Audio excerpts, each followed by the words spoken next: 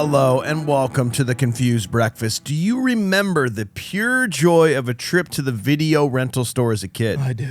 It's hard to beat the ease of the modern era and streaming platforms where you don't even have to leave your couch, but there was something truly special about finishing up a nice game of baseball, heading to Blockbuster on the way home, browsing the aisles, and picking out a movie by hand. On this podcast, we revisit and dissect some of our favorite childhood movies from that magical era to see if they still move us the way they did as kids. My name is Mike Schulte. Joining me, as always, two dudes who taught me that there is no crying in podcasts. Sean Pryor and AJ Vance, how the heck are you? This used to be my playground. This used to be my childhood dream. Hate it. I hate it so Yeah, much. it's bad. I really hate Not it. a big. I didn't like that song when it came out. I like it at least more now. Have we? least more. Have you ever cried on the show? I think you have. Oh yeah, we've cried a few times. When we did Raising Arizona, I think I did. I think you cried a little There might have been some in Saving Private Ryan. Yep. Yeah. bit. Saving Private Ryan for me. Yeah. Are you expecting to cry during this one? No. Okay. Really? Well, then, boys, on today's episode, Absolutely not. I felt nothing. I'm just dead inside. yeah. Oh yeah. No, there's nothing. Oh, there's nothing there. Well, boys, on today's episode, we discuss the most successful and highest grossing baseball film of all time. It made more than Field of Dreams and Bull Durham combined at the box office. Wow. Tom Hanks has said it is his most favorite of the films he's ever made. This movie's stacked with great actors. We're, of course, talking about 1992's A League of Their Own. Yeah. Finally. Well, dang it. Ladies and gentlemen, it's time for another nostalgic journey to the past with The Confused Breakfast. Sit back, relax, and enjoy wherever you are in the world. Take it away, boys. Thank you, Lottie. We will. If you are new to the podcast, welcome.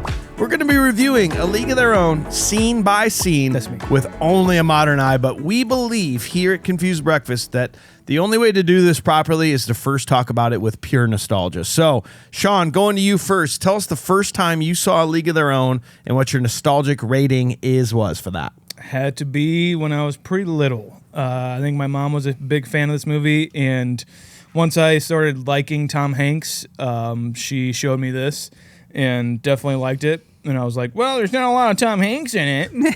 Where's he at most of the time? Good. That's me. Yeah. So, I mean, I liked it. It wasn't like big or anything, Yeah. directed by Penny Marshall. But, yeah, I liked it. I'm going to give it a 5.9. So just a 5.9 for Sean. AJ, what about you? This movie's for girls. Yeah. It's a girl movie. Ew. Why is there girls playing it? What? Where's Tom Hanks? That's kind of how I remember thinking about this movie, but actually deep down, I liked the movie, but since it was a lot of girls in the movie, I was like, maybe I'm not supposed to like it because there's girls and stuff. I don't know, because I'm a boy and I want to be good at baseball, but I'm not. That kind of stuff.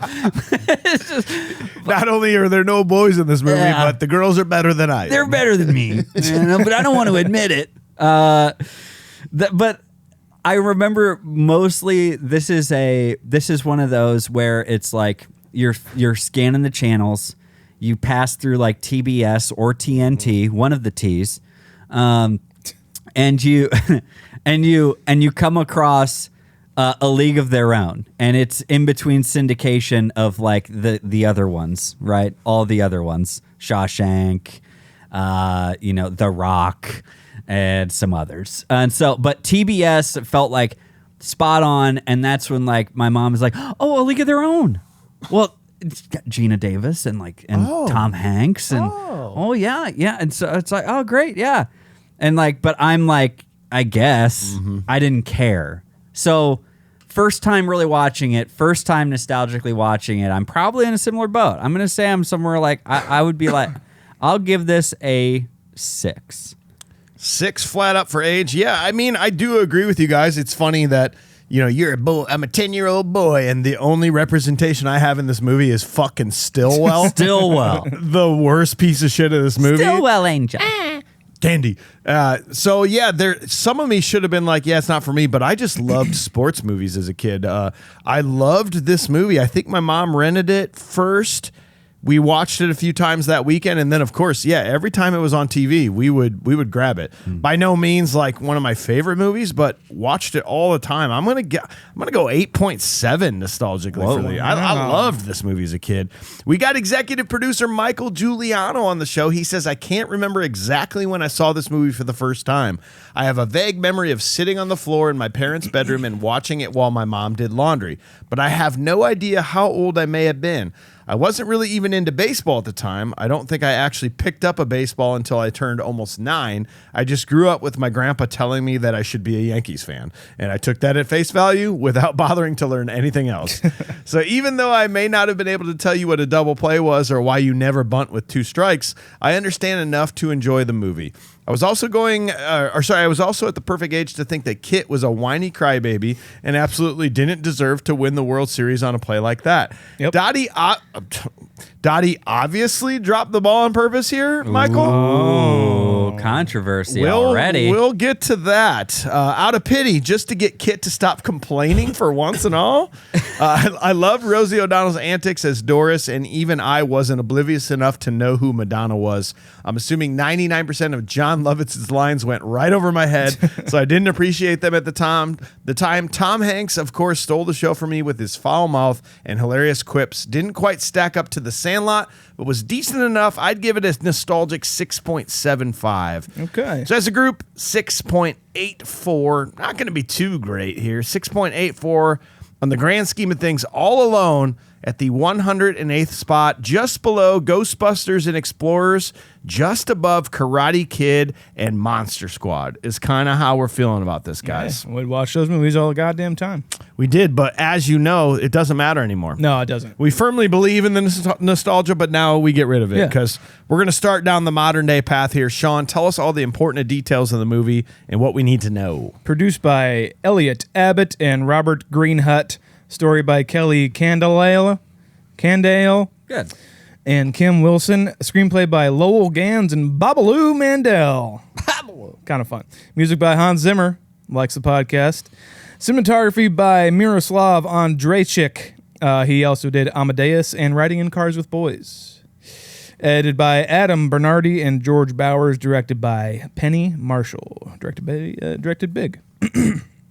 Cast: Gina Davis, Lori Petty, Madonna, Rosie O'Donnell, Megan Cavanaugh, Tracy Rayner, Biddy Schramm, Ann Cusack, Ann Ramsey, Freddie Simpson, Renee Coleman, Neezer Tarleton, another good one. That's literally not one I didn't make up.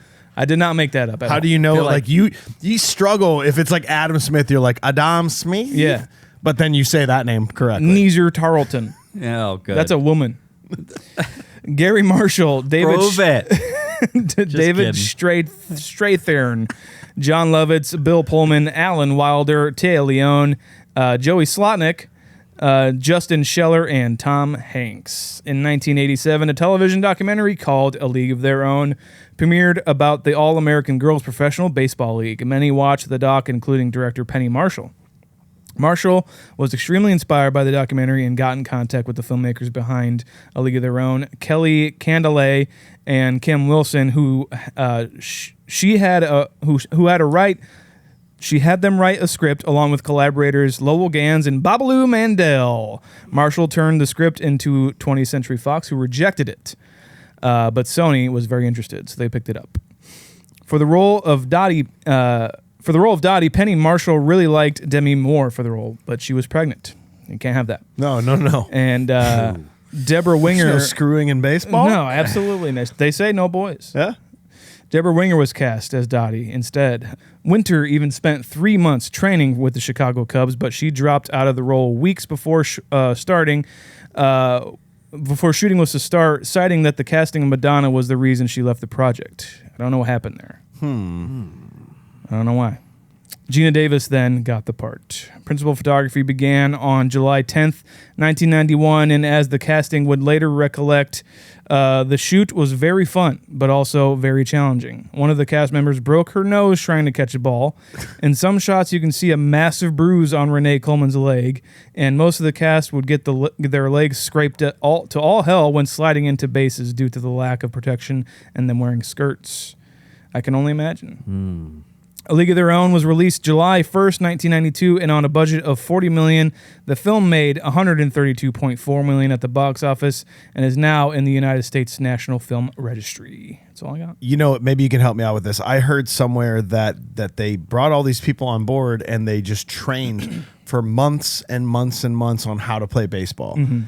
And it made me think, because in the past we've seen movies where they've brought on like professional people, like professional BMX riders, to then like act.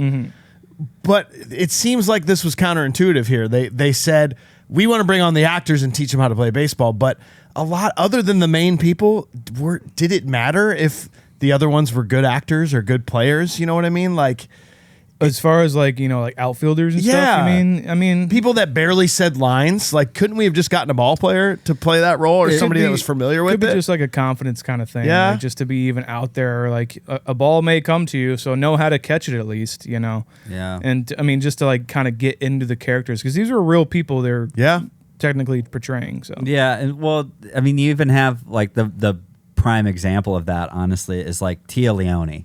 Is in this movie as the like first baseman for Racine. Yes, first baseman. That's right. And so like that's a prime example. It's like she's gorgeous. That's kind of like the thing that they're going for here, that they even say in the film.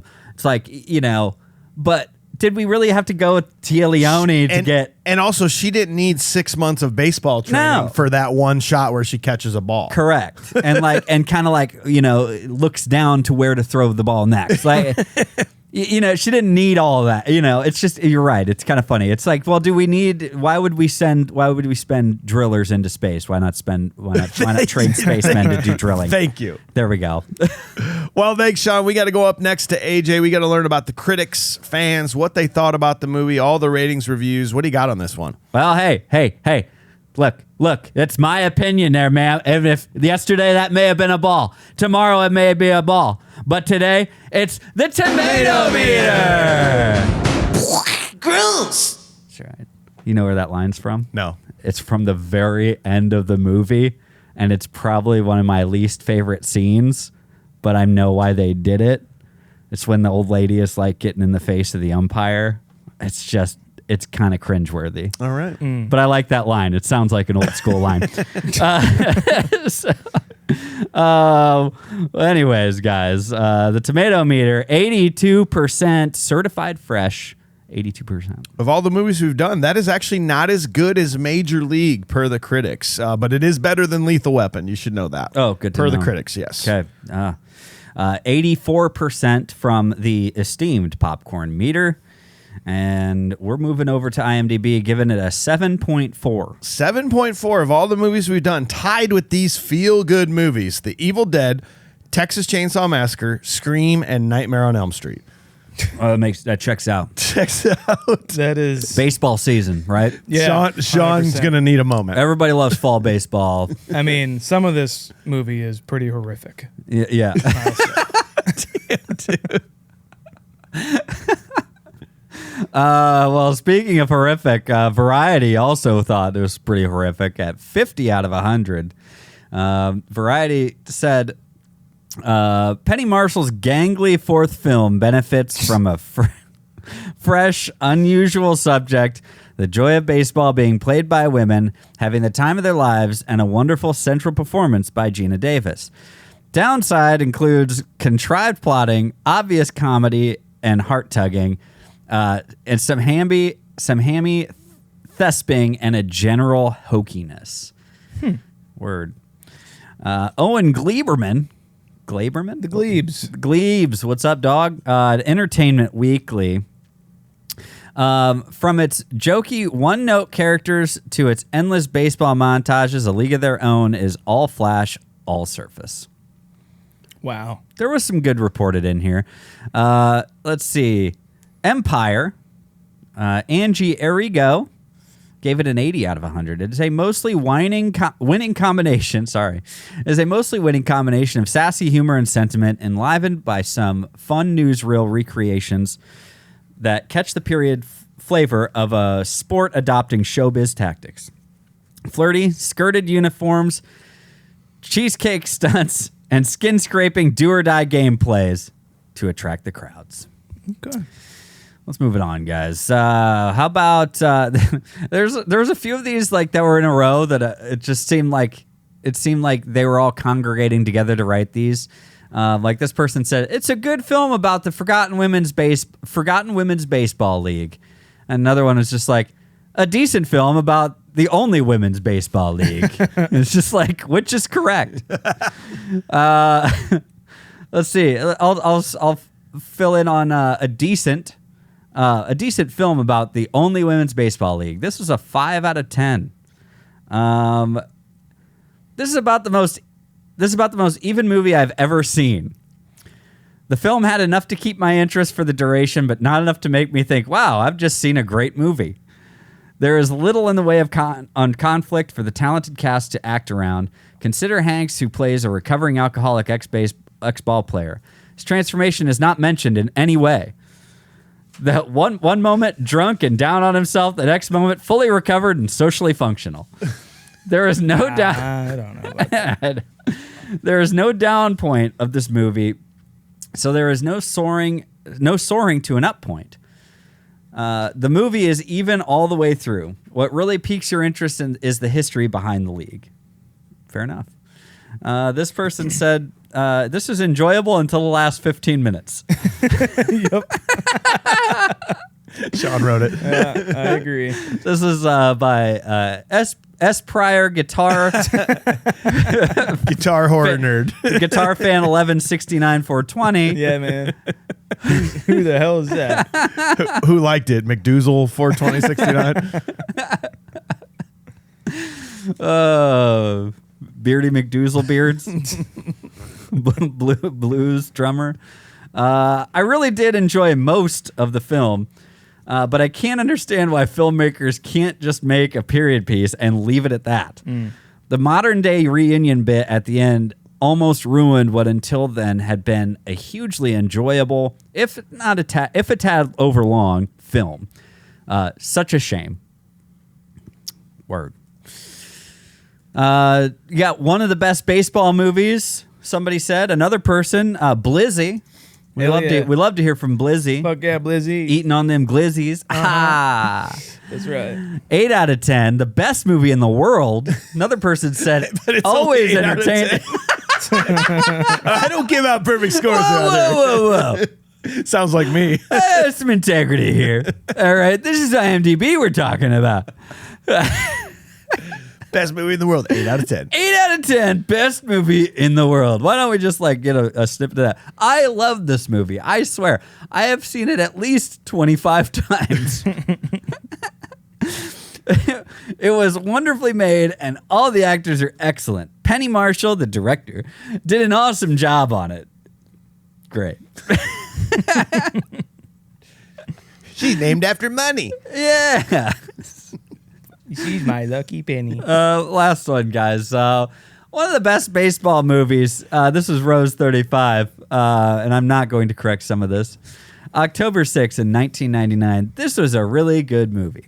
I still cry whenever the telegram comes telling one of the players her husband dies. It's just heartbreaking.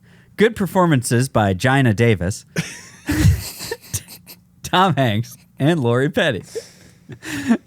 I wasn't a big baseball fan, yet I found myself wanting to play. Good movie. This is one of those good movies. Good movie. Yeah. Ooh, good. Yes, they spelled it Gina. Listen, I know some Ginas that are spelled that way, but I understand you're comparing it to Gina Davis. It's different. It needs to be pronounced different. Her name's Gina? Yeah, Gina. Gina, what's up? Fucking Mo Collins. Great cameo. Okay. That's it, guys. That's all I got. Well, boys, before we start reviewing A League of Their Own, scene by scene with a modern eye, first, can we bow our heads in prayer? Oh, a prayer. It's so lovely. Lord, hallowed be thy name. May our thoughts be swift. May our voices be mighty. May our balls be plentiful. And Lord, I'd just like to thank you for that waitress in South Bend. You know who she is. She kept calling her name. And God, these are good men. They work hard. Just help them see it all the way through to the end, okay? Well, that's it. Amen. Amen. Here we go. You're killing me, Alex. You're killing. I gotta go piss. So scene 1, elderly Dottie Hinson nervously prepares to attend a reunion with her former baseball teammates. She arrives in New York, and as she stands at the gates of Doubleday Field, the memories flood back. Flashback to 1943, young Dottie is the hero of her local Oregon softball game, much to the dismay of her younger sister, Kit.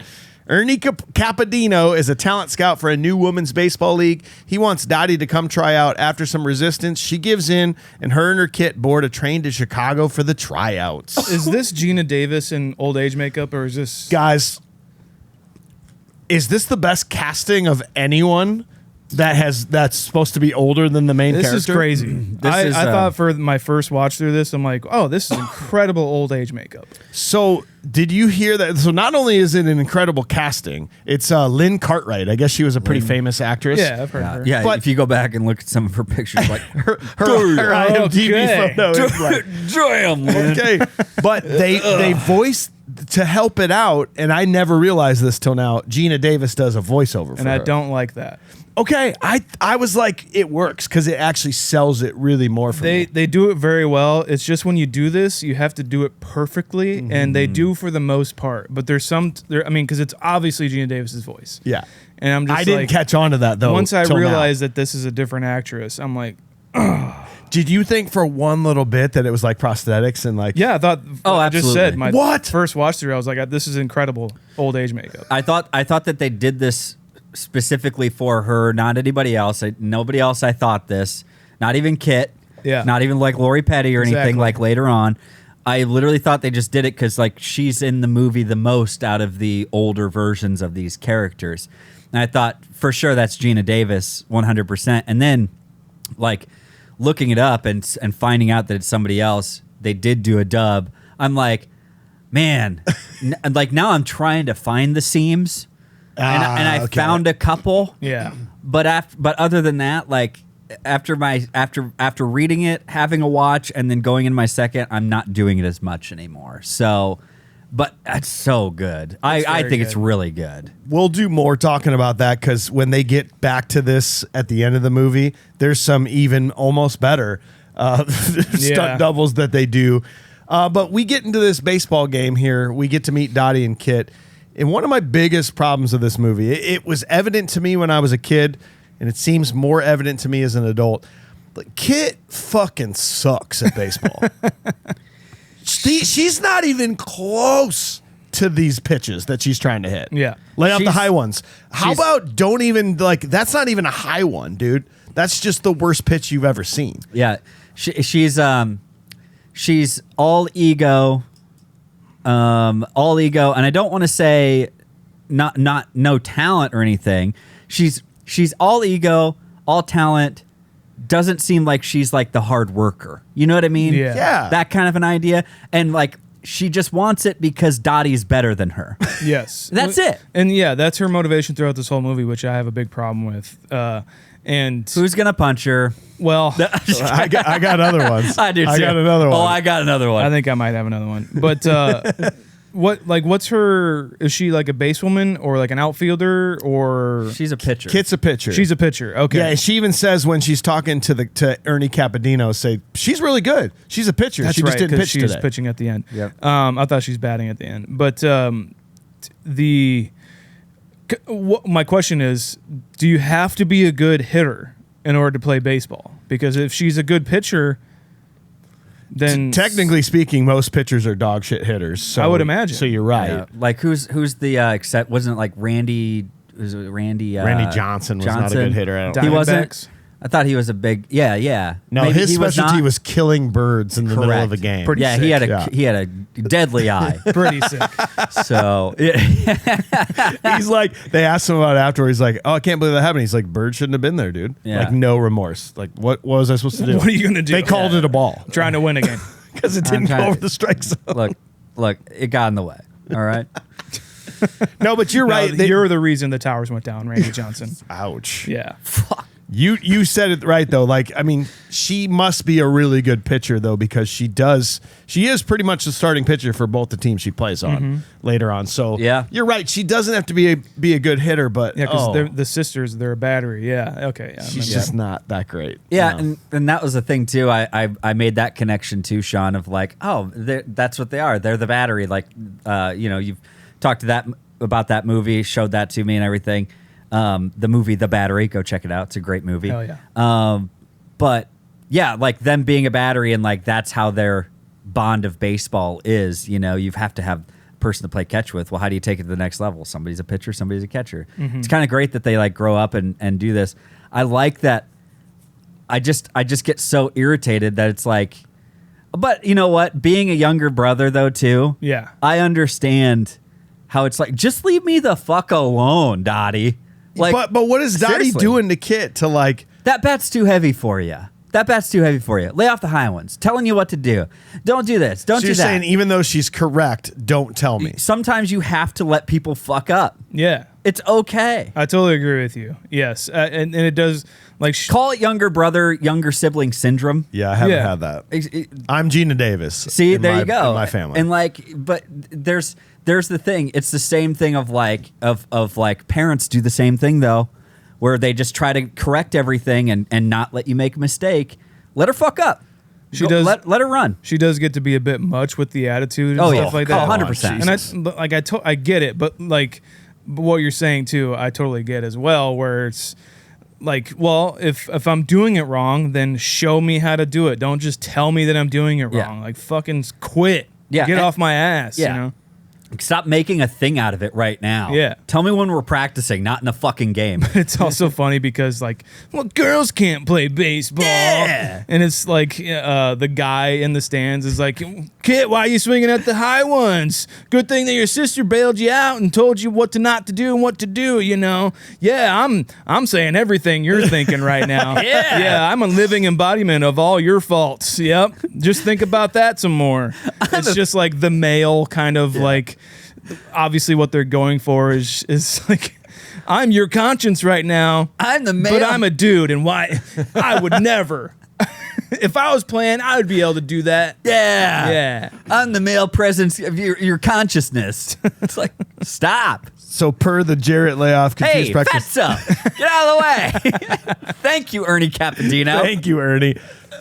Per the Jarrett layoff, confused breakfast actor database, do you know what actor in this movie has been in the most movies that we have covered on this podcast? Please tell me it's Joey Slotnick. It's not. Is it Lovitz? Love it. It's not Lovitz. It's Gregory Sporletter. Does anybody know who Gregory Sporletter Was he the is? coach? No, he's Kit's love interest back in Oregon. The guy's like, Oh, Kit, I my. can give you a Yes. ride. I can give you a ride home. True Romance. So yeah, he's Yes. True Romance, The Rock, Twister, Clay Pigeons, and this. He's been in 5 movies that we've That's done. crazy. Oh my gosh. He's the great. guy from The Rock. Right? And he's like, Kid, I'll give you a ride home in my truck. You know, Yeah. like he's just Boy. being that stereotypical small He's come town a guy. long way. He likes you. Yeah. Well, he's not nothing special. But still, He's one step up from, He from offered you a dating ride. hog. Yeah, exactly. And I think it's implied that he did give him a ride because that truck at the end of the driveway turns Oh, around. yeah, So yeah. I think he did give him a ride. I mean, Okay. they needed a ride. They need a ride. Yeah, come on. Are you gonna walk after that game? Come on. girls can't drive, Yeah, yeah. you know? Come on. Actually, I don't know if they can. Well, I guess Hey. Gina Davis does drive at the end of the movie. So Yeah, yeah, that's maybe true. times have changed over the Well, next. I don't know. Well, she had to. He had a bum leg. Yeah, my That's a right medical my exception. right leg got shot. So All right, it's time. I used my left. It's time to talk about John Lovitz. Why? Let's do it. Just explain to me, why is John Lovitz the greatest non-lead actor of all time? There is a combination here of his voice and his it's the stark. I say stark. It's his definitive look that he has of everything. Think about Big. Yes. Like same ideas. Think about this. Think about Remember the Little wedding Nicky? singer? Come Wedding on, Singer. dude. Little Nicky. Little Nicky. Oh my gosh, dude. I think Victoria just told me her secret. Like that kind of, those are the lines. And for him to come out and deliver, and I think he got to do a lot of ad-libbing, and unfortunately, I think he actually had more parts in this. He had a more fleshed out role. They said the original cut of this movie was like 4 hours long. Oh my god! Because there were a lot of things that kept moving. Like Lovitz was a big part moving forward in this movie. I guess he was still scouting and still meeting with the team. But I guess upon test audiences or something, they basically said, no. This is so funny and he's so great in these lines. Leave it. Like, get him in there and get him out so that he's not. We don't want to develop him any more than this. We just want him to be funny line guy. I think that's the best way to do Yeah. to go. Yeah, I mean, it's even like Little Nicky. The lines like when he first gets to hell and the demon or whatever is like, "Are you the peeper or the pedophile guy?" He's like, "Yes, I am." That kind of delivery is ridiculous, and like it's his like, I don't know. He's just like kind of not in control of his body. Yeah. Sometimes like he's like looking at them like His torso turns instead of his head. yes, exactly. Yes. And like he's looking at them like getting the milk out of the cows. Doesn't that hurt him? It's like, well, and it doesn't seem to. It's like, that would sure bruise me. And it Bruise the hell out of me. God damn, man. That's fucking amazing. He takes this movie over. He just has those moments where it's just like they're under the radar, but then at the same time, like even that moment when he's like, you know, look, I know the goods when I see the goods. She's the goods. I'm Yeah. sorry. He takes his joking nature away for a second. Your pitcher, huh? He's like, he takes it away, but then he brings it back as he's like, he feels her arms like, okay, wait a second. There's some goods here. What's going on here? It's like, okay. And then the convincing her to bring the other one along, you know, him talking to that guy in the train where he's just he's just like, if I had your job, I'd kill myself. Why do I always sit next to these losers? My favorite, like two of my favorite lines. All right, then I'll be done. Let with him this. go. All right, is when he says, he's just like, he says, "Well, you." He's like, "Well, you can come along." He's like, "You can come out." Will you shut up? The cow? Yeah. Because apparently the cow kept interrupting like lines and like interrupting cool. scenes. And so he ad-libbed that. Will you Shut up after it moved. And they kept it. But my favorite line of his is like, oh yeah, I'm going to go home. I got to go home, have a good shower, a shave, give my wife the old pickle tickle, and then I'll be on my way again. And then he's gone. And then he never comes back. Picture of until him at very the end. Yeah. Yeah. Oh, I God. like when they finally do get on the train. He's like, "Did you promise to write the cows?" Just shit like that, dude. I've always loved that shot. I don't know what it is about the train moving and Dottie comes up, it throws the bag and goes away. Oh, yeah. And then she comes up, throws another bag, goes away. I just that's such a cool Very shot. like silent cinema kind Yeah. of thing. Very Like much so. Buster Keaton-ish kind of stuff. Yeah. Yeah, that's good. It's honestly kind of funny. We'll talk as we get into the next scene here about kind of how it's funny as a kid. John Lovett's character is like hilarious. As an adult, you're like, this guy's kind of a jerk. Yeah. Like even the knee, he like puts his knee in that girl's crotch on the train Oh yeah. and is like, you like that?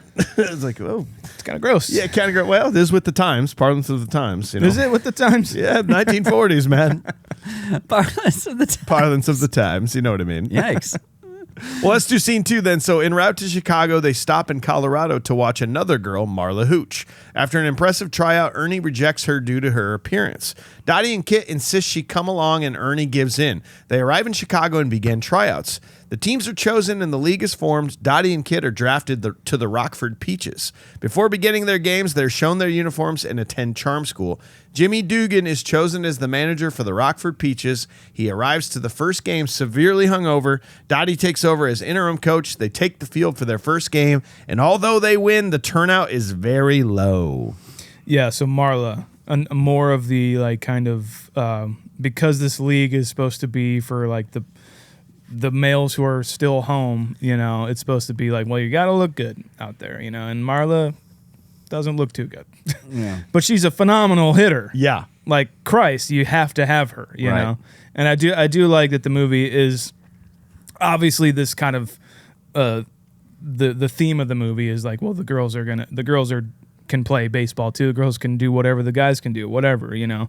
Yeah, totally. She hits the shit out of that fucking ball. Yeah. There's an under like rooted thing, a kind of conflict. This movie is very much an empowering movie, I think. But it's the underlying thing though is the misogyny of the time. Yeah.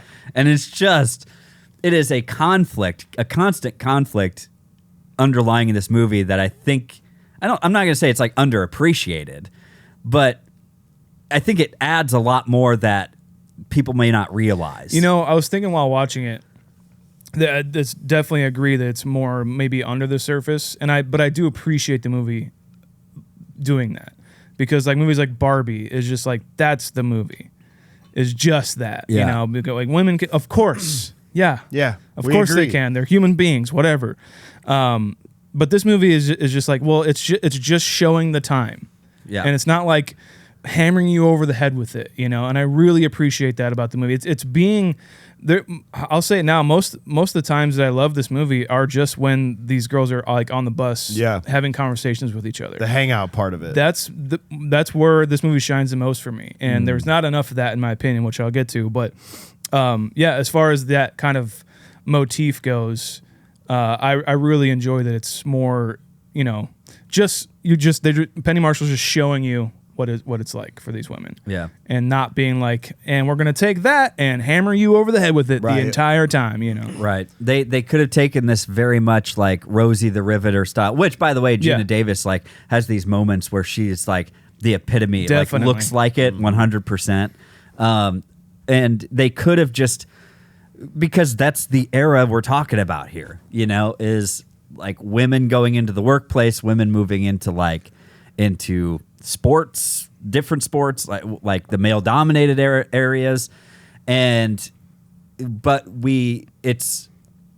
it's coming at a cost of like, even they say it later on, we're winning the war. Boys are coming home. We don't need them anymore. Yeah. Well, I think you're wrong. You know, like it's a very great struggle that's underneath everything. And like, I do agree with you. I think the best parts are kind of getting to watch them be the hangout movie, some of it. Yeah.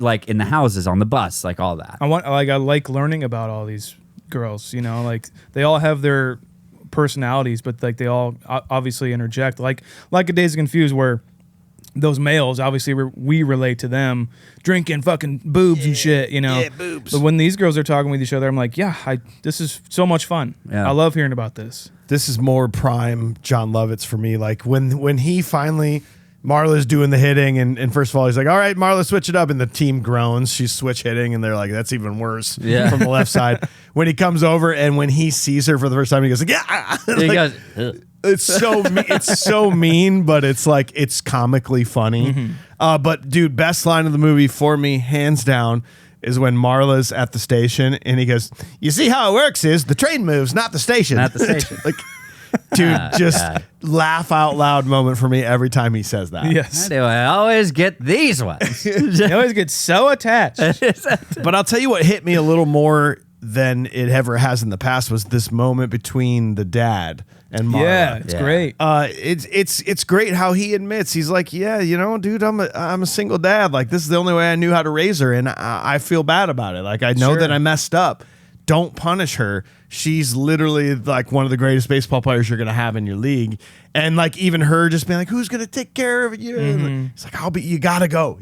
That was a very poignant moment this time around. It's like A Knight's Tale, where the dad sent William off. Right. You know, and, like, it's hard as shit to do, but There's nothing here for you. Yeah, try and get a better life out there. Yeah. You know. Mason, my buddy, famously says, you know, you're raising your kids to not need you. Yeah. And I'm like, that's just, I hate it so much, but it's the truth. Like, she needs to leave, and it's going to suck for him, but it's for her betterment that she leaves, you know? Because look at everything that happens to her once she goes. You know? I really like how the movie takes care of like these type of scenes. It's really cool that way. Well, and like it's a hard goodbye. You know, it's a really hard They goodbye. might not see each other for a long time. Yeah, you know, it's like jumping on a train, like traveling down, like Jimmy Dugan even says at one point, he's like, Roger Hornsby was my manager, and he called me a steaming pile of pig shit, and that was when my parents drove all the way down from Michigan. It's like driving down from Michigan to like where they're at, like in like the Illinois, Chicago kind of random areas. Like, that was like days. Oh, God. It was like days. A train ride from Denver to Chicago was probably 4 days. Yeah. So it's like they're traveling a long way. You don't just be like, hey, I'm going to be coming through town. No, I'm going to text her. I'm going to text Marla. I'm going to shoot her. I'm going to text Marla, tell her we were thinking about I'm going to give her We saw her highlights online. I'll give her a ring. And it's like, no, you can't, because the phone bills are probably like $200 a minute back then. Who knows? Man. Right? But they just didn't travel that far. Who knows? But it's just like, you know, that's the thing. They probably may have not seen each other again, at least not for a long time. Yeah. It's like that could have been a goodbye for like 10 years. You just don't know. And it's like, and I think they do a good job of representing that. And getting into like their kind of tryouts. Another one of those scenes is like when they all get done and they put up the list, and the woman there is still like still there, and like if you're on the if you're not on the list, you gotta go, you know. You on the cut and list? The woman gets up, is like, can you not read? And she's like, oh, there you are, you're on the Rock for Peaches. Like, I don't know, those kinds of scenes really kind of hit home. Yeah, man. They make me really care about these characters for sure. Yeah. Shirley Baker. Shirley Baker. We get Madonna and Rosie O'Donnell here as well, which dude. What are we thinking? Well, they're a great duo. Yeah, they're kind of like a comedy duo. They are. It's like they would have felt off without the two of them being together. Yeah, it's like Martin and Lewis. Yeah, vibes almost. You know, you got the good looking singer, and you got the funny guy, the funny one. Yeah, you know what I mean. And that was Martin and Lewis, and that, you know, that's kind of the way they feel in this. I think they play off each other very well. I think Rosie O'Donnell's character is supposed to be another kind of like knockout. They said Rosie was going to be Marla.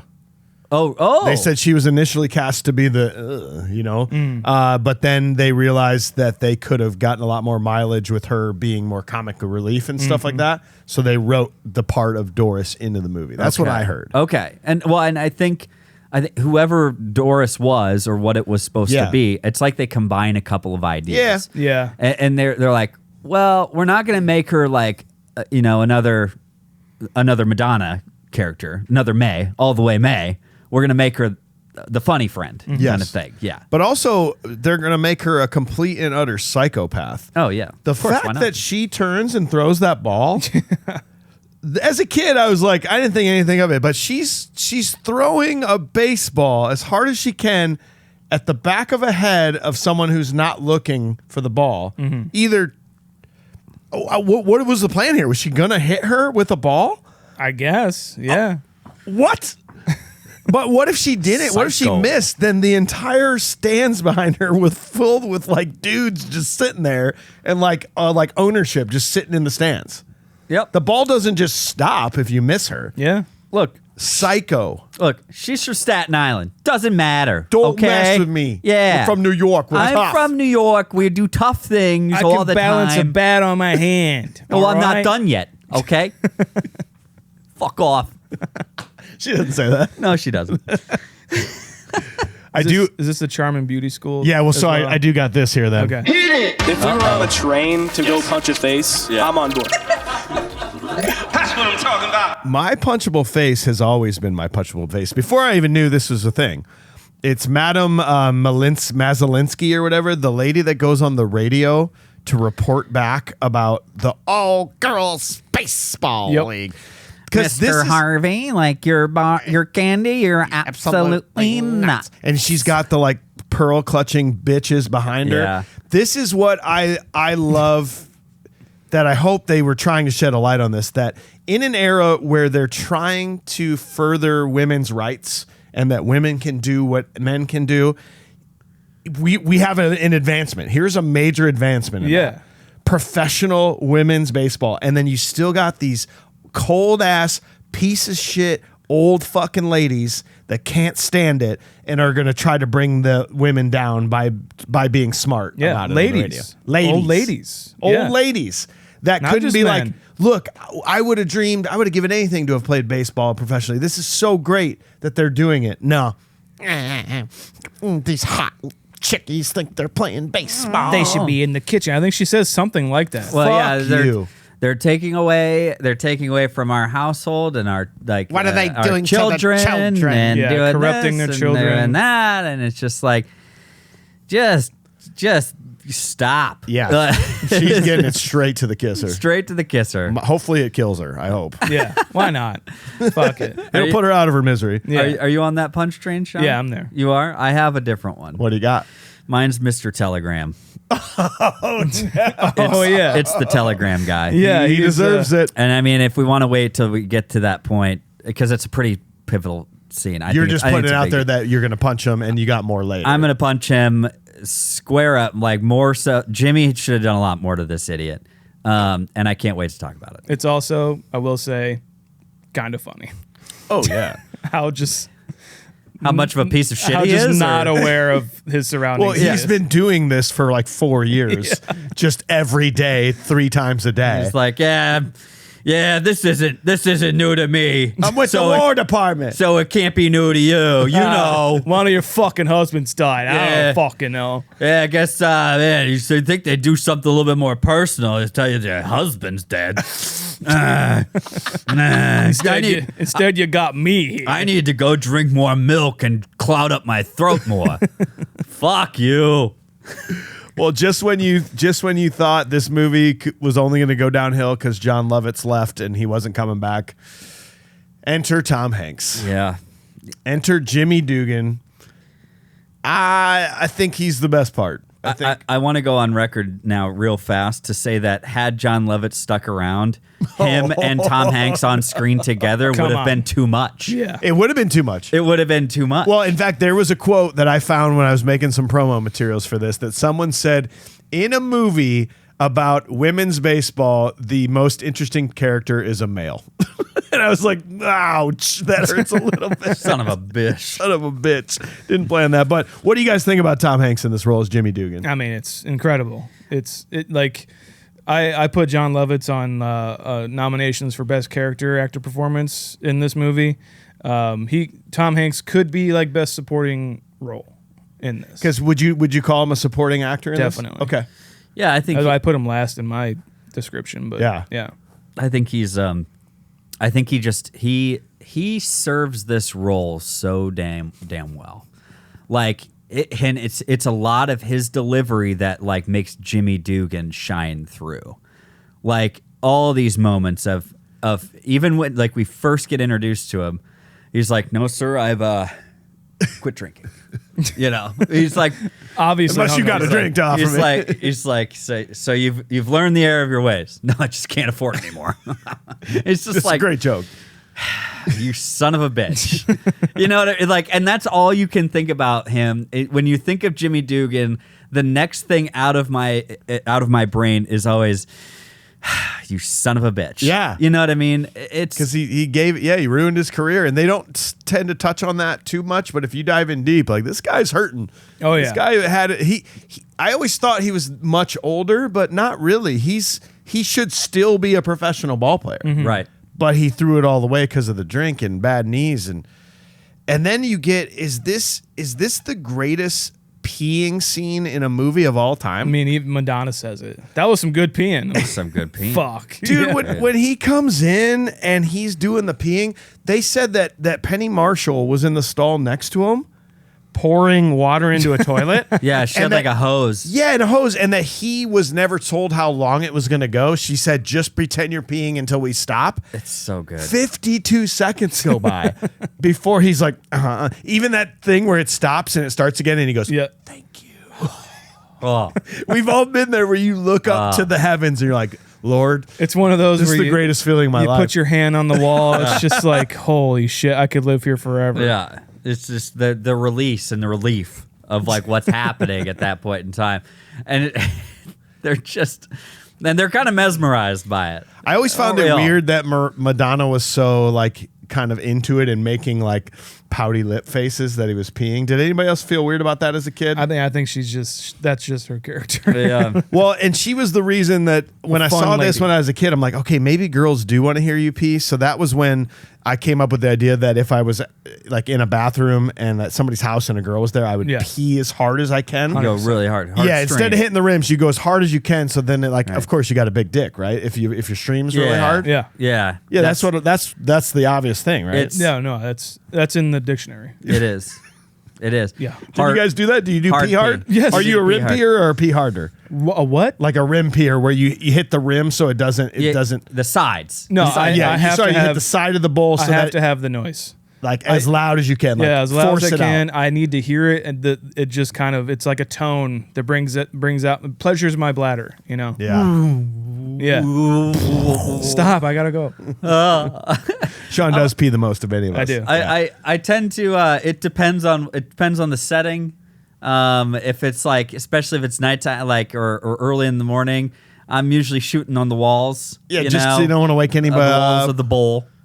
Yeah, you don't want to wake anybody up. And you wanna don't be too stay in noisy. one spot on the wall of the bowl. You have to kind of go around the circle. Yeah. Yeah, Well, you don't want to because you build gotta- any momentum. You got to get off all the poop. Right. That's on the porcelain. Yep. That's your responsibility as a male. Yeah, you know, if you could, and also if you're building up too much momentum, then the stream starts to make the noise. So you got to kind of move. Yeah. Yep. Yep. Or if you have hard water, it'll make like a little rim Right. around the water line. Yes. So then you have to go right at where the water meets the bowl and go in Yeah. a big circle to try to get it off the wall. Get off all that calcium Yeah. and stuff. You're just Yeah. trying to do your part for the household.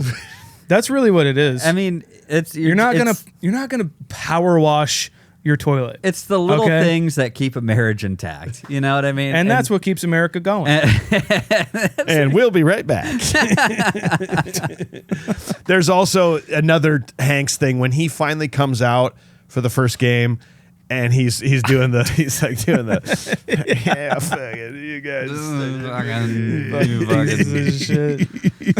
Who gives a shit? Dude, there is something I've said it before, but there's something about a character who is like a drunk. Yes. That I love. And Tom Hanks may be one of the best at this. We got called out so hard in the last one because the last time we said the best on-screen drunk ever on movie was in Super Troopers. oh yeah, Brian Cox. Brian Cox. And so many people kept saying, you forgot about Jim Leahy. It's like we said movies. I know that they made like 3 Trailer Park Boys Right. movies, but it's But a come TV on. show. Yeah. Actual movies. Come on, guys. But if we're sticking with movies, Hanks is in top 5 drunk actor performances Yep. for sure. He's right there with Brian, I think. Yeah. During these moments where like, by the way, oh no, this is really bad. But no, I'm gonna save that for. No, I'm gonna say it right now. So it's Betty Spaghetti goes up and says. Yeah, I know. I'm with you. Go. Keep going. You Yeah, I want to got keep you. going? Okay. Keep going. I got you. So Betty Spaghetti goes up and says she's got the card for her husband's baseball card that she wants to get signed by Jimmy Dugan, and then she says, "Well, just be careful with it. If he comes back home, he'll kill me if anything happens to that card." Well. Yeah, she did. You dodged a bullet there, Betty. Well, he didn't.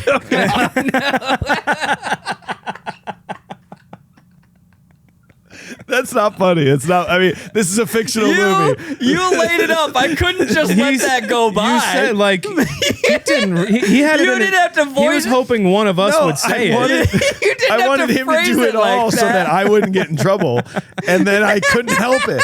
This is a fictional movie. Nothing is funny about that in real life. He but this set is a us. He fictional set movie. you up for it, and you. God damn it! You just had like It's genius. yeah, that's tit for tat for tit right there. I did that exact scenario's in my notes. I was like, well, I saw it coming. Unlike him, you know.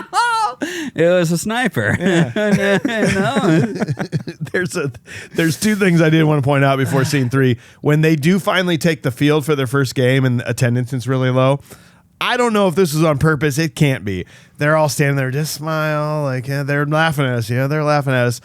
As they then turn around and take the field, one of the girls falls and trips in the background, Oh, no shit. making her way out to the field. Yes. I mean, I've seen like goalies trip out and onto the ice. You know. There's no way that was it, because if this movie is 4 hours long, somebody in the editing room probably missed that because she just goes blah, and then like I got to get up and move. It does make sense too. Like, you know, they're not.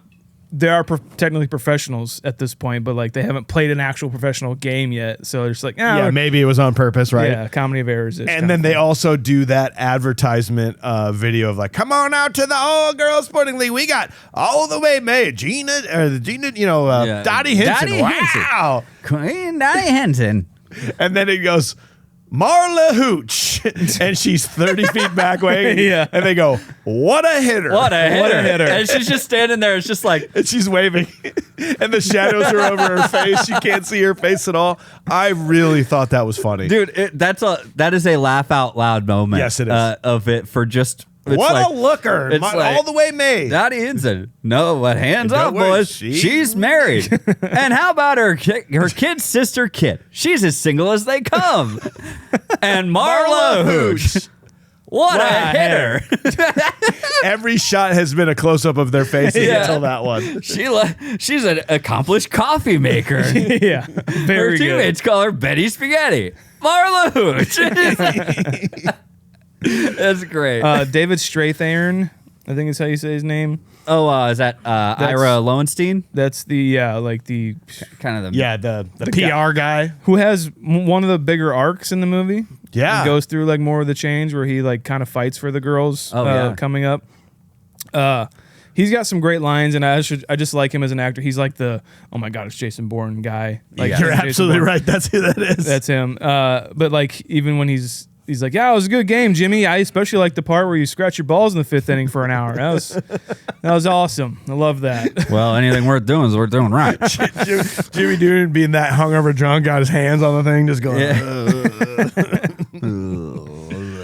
Let's do scene 3. So on the bus, Stillwell causes the bus driver to quit. That night, all the girls go out dancing. In the next game, Jimmy starts to coach the team a little bit. After more traveling, we see Jimmy get thrown out of a game for yelling at one of his players. With even lower attendance numbers, Lowenstein asks the team to give a good show. Dottie does the splits in front of a Life magazine reporter. This, along with some in-game promotions, causes the league popularity to bloom. I did want to mention, like before that too, that moment when he hawks that chaw onto his shoe. Oh, yeah. It is one of the worst freaking looking things. I'm convinced that movies like this are the reason I never chewed. I agree. This and Sandlot. Sandlot. Baseball movies in general. I think. No, I'm not going to do that. Why I would I know. ever do that? Now, Big League Chew, 100%. I can That's pretend. sugar, baby. Yeah, Whole pack in my mouth. 100%. And then they started coming out with the beef jerky stuff. Yep. Oh, yeah. I could do that. Love that. I Oh, could yeah. do that. And like it's what a silly thing that kids thought that was fun and cool. It's like that was like the fruit stripe gum of beef jerky. You know what I mean? It's just like flavor's gone in like 3 seconds. Yeah, well, it's pretty cool though. But it made me look cool. I put a big dip in there. And so anyways, but no, he just hawks that chaw just right onto his shoe. It's like if you were a little bit more disgusting, if we paid you more, Jimmy, well, I could certainly use the money. he thought he was being serious. It's just a great line. Ball players, I ain't got ball. I've got girl. He's like slobbering fucking Yeah. juice out of his mouth. I've got girl. He's got that Tom Hanks like grout to his voice. Yeah. I love Tom Hanks so much. I don't care. I will even say that just to get engagement on the interwebs because apparently he was on Epstein's Island. Haven't seen that list yet, but man, when he's making out with the Wicked Witch Come here, girl, baby. dude, What is it, baby? and then he goes, why are we stopped? Lou quit. Who's Lou? Who's low? Dude, and by the way, that kiss got nominated for an MTV Best Kiss Oh, hell yeah. award that year, which is absolutely hilarious to me. Dude, I laugh my fucking ass off when the bus driver just picks up a wad of dirt and throws it in her face. What a move. I used to kind of be mad that this bus driver like quit and stranded him. I used to kind of be like, well, Yeah. come on, dude, you got a job to do. This time around, I was like, yes. You walk away and you throw dirt in that girl's face and leave these bitches.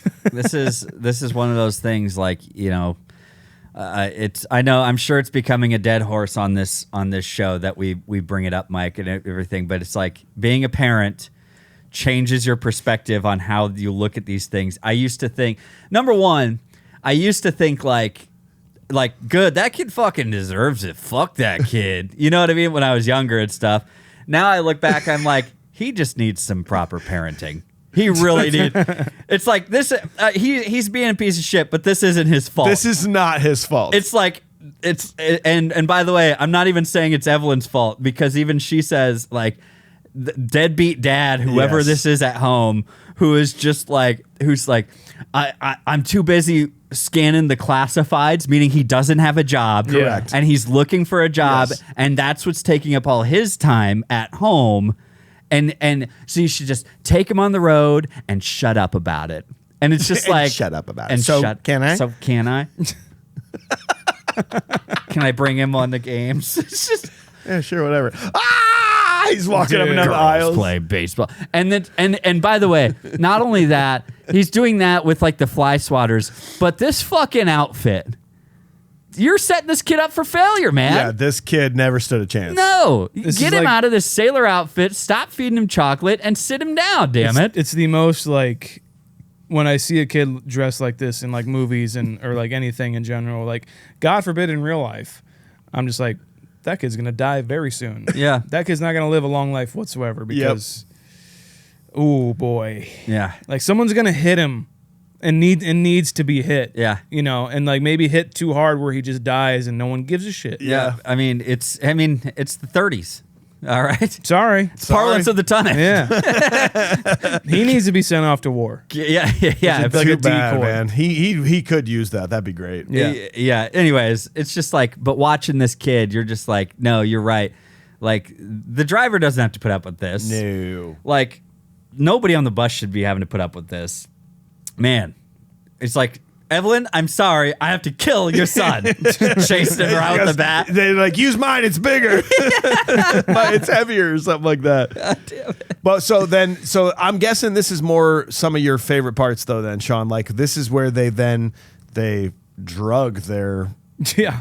teacher. Hardcore drug her, and they go out dancing to the Suds bucket. Like, are you a fan of these kind of scenes then? I'm more of a fan of this, but like even just like on the bus conversations, Yeah. like late at night, you know, Yeah. like those conversations. But yeah, definitely these scenes too, where they're hanging out and,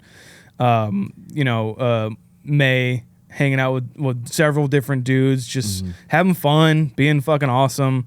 And then Marla, it had to be you. I think I have So some. good. I think I have like I may have gotten some stickers that it had to. And it's just like it's her in the red dress, like a cartoon kind of thing of her, and it's just I'm singing to Nelson. Ain't I baby? And a baby. You sure are. I'll tell you what, man. As the more I've watched this movie, like Marla is one of my favorite characters. She's dude. great.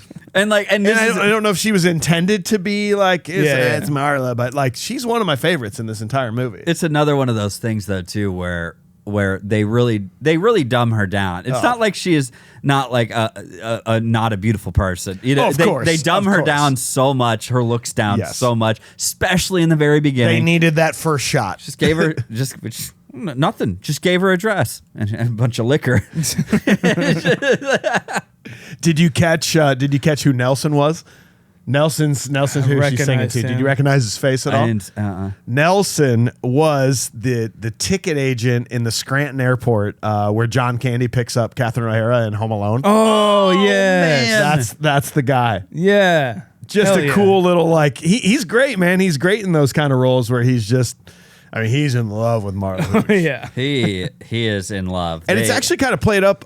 This bar is just full of war dudes, maybe that are back, or some local dudes. But like, there's really no other women in this bar other than them. Yeah. So was this a happening spot before? Like, where were all these dudes trying to pick up chicks True. before they got there? Well, and this may have been again. We'll take it back to the parlance of the times. Like these roadhouses were like the maybe like the men's blow off steam places. Yeah. This isn't where the ladies go. This isn't where you take your lady, or other ladies may come or whatever. But like no, this is where the guys hang out. Yeah. And drink beer and do man stuff. Well, maybe they got word that like the girls' baseball team was coming through town. There you go, too. Obviously, Yeah. they're May gonna have got the word out. They're gonna have the game. Yeah, maybe May knows somebody, sent a letter or something like that. I mean, like we're gonna be at this bar, get some guys. Yeah. We're gonna fucking hang out. These dudes Right. haven't seen a woman in a long time. It's very evident by the way they act in this bar. It's like, Yeah. oh, baby, oh my god, I'm Holy so in love shit, with you. lumps. Oh my god. Lumps. Oh, you got lumps. I've got my own lumps going. Yeah, dude. Lumps. Lumps. I do really like the dance scene is really great. It's very well done. Yeah. Super well done. May chugging beer afterwards. Yeah. Hilarious. Yeah. I love Madonna in this movie. She's great. She's really fantastic. She really does a good job. She really holds her own. I think that who was it who was originally supposed to play Dottie? Dottie, it was Deborah Winger. Deborah Winger. And I remember reading a similar thing about how she Demi Moore before that. but- Demi Moore, and that's who bailed off, right? yeah, because she was pregnant. Okay, well, yeah, Demi Moore because she was pregnant, and then Deborah Winger 'cause Madonna was because in it. Madonna came in. Yeah. And I think it was because she thought there was going to be some sort of like compromise of integrity of the acting and the art. And like yeah, you're just bringing in this famous Yo, name. you're The bringing in a message, name. Madonna is this obviously famous, and- famous for her sexuality. Yeah, You know? yeah, exactly. And that's what we're gonna do. That's what this is becoming. I don't want to be a part of it, Yeah. kind of a thing. And it's like, but it's such a great balance, like having is. her presence here and being that free spirited against playing against the opposite If she side wasn't of it. on this team, she was the catalyst for making them drug this teacher and take them all out for the night and show them a good time. If she wasn't on the team, they wouldn't have done this. By the way, that also shows us now. Had May not taken them to the Suds bucket, done all this, Marla would not have met Nelson. Yep. They would not have gotten married, lived happily ever after with their son running the business. Yeah. Did Well, you go ahead? So, well, I just like Madonna's character because I like May because it shows that, like, yeah, around this time in the 50s, women are fucking horny. They want to have sex too, Yeah, just as much as they've guys. been that way forever. Yeah, we dude, just weren't sorry, allowed to know that. Weird, it's human. I Yeah. don't know. Oh, weird. It's like it's in our genetics But like, to just need to you do know, that. They show them at the proper thing. Yes. Where they're like, you guys are gonna be ladies. I'm like, you fucking stiff. You know, but like, yeah. Even though it's- she was going out fucking after that too. You know Yeah, she was. whatever. You're all meant to be ladies while wearing this, yes, right? it's ridiculous. That so is stupid. that's the bullshit. And Madonna May, We're going is to like, sexualize you. I know You what need to be this is. ladies. I know what this is. I'm gonna play it up. Yeah, you know? she knew. Yeah. Did you hear? I mean, there was so much cut from this movie. Did you hear what the original script was going to be for Marla? Marla was not. I mean, she was going to meet Nelson, but this whole marriage subplot was not going to happen. Marla actually stuck around and found out she was pregnant, and got traded to Racine with Kit, and then got injured on the field, and they thought they were going to lose the baby, and then like they were trying to be protective of Marla because she was pregnant, but she got hurt and maybe lost the baby on the field. And then that's when Marla got sent away to like go have her baby. Huh? What a terrible, terrible script. Yeah. I hate that she leaves anyway because that's stupid. Like, hey, Marla, just give it like one more month.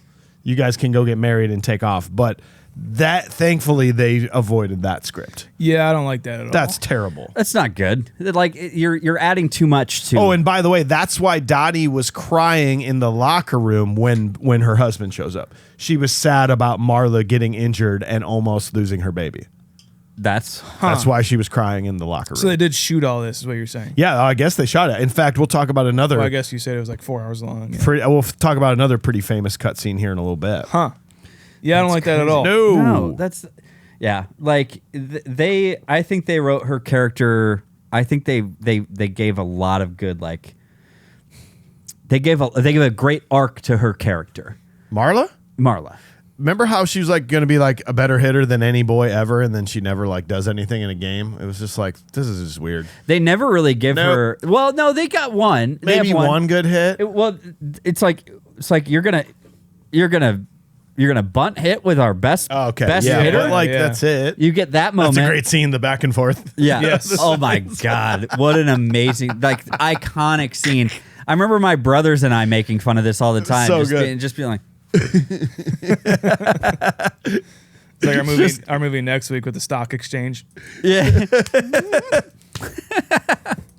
It's so good, and that's when you get to see the no crying in baseball, and you look like a penis with a hat on. Oh yeah. So good. Maybe some of the most iconic work. There's no of the crying in baseball.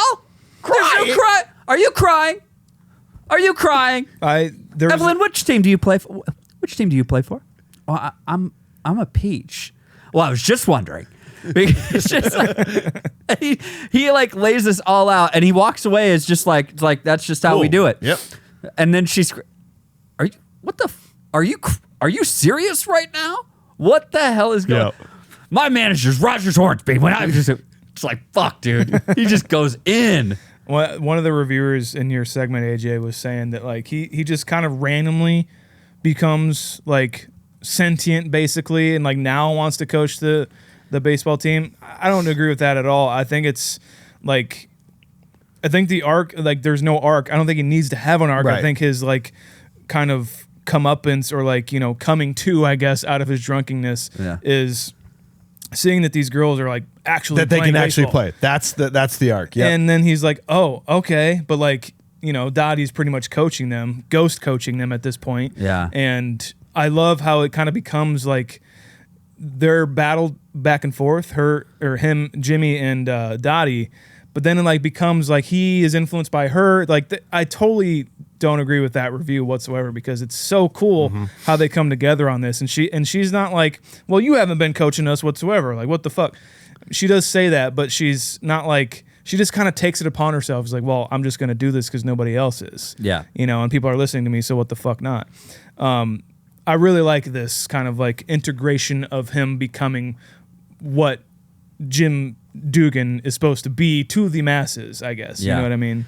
He's right in his call. Yeah. Who knows? Maybe her call would have been right as well. Maybe got another runner in, something like that. Maybe that's what they're trying to do. It's like you're bun hitting with our best player. We got a two. It's like But seal it's it almost up. like she was baiting him into like she was doing it wrong on purpose, hoping I that think- he would like be like, no, I can do it better than you. And I think- she kind of smiles once he like gets it figured Yeah, out. yeah. She's like, yep. there when we he go. comes in and he steps in finally and he finally does it. She's just kind of like, That is a good way to make you go. somebody do Kinda does something it- if you're doing it tip wrong. the hat, and you you know know? they could do it better. Like, prove it wrong. Yeah. Prove me right then. show me, like, Gotcha. and that's a great dynamic between them. You kind of get to watch them grow throughout this, like through this kind of montagey portion of them Yeah. playing too.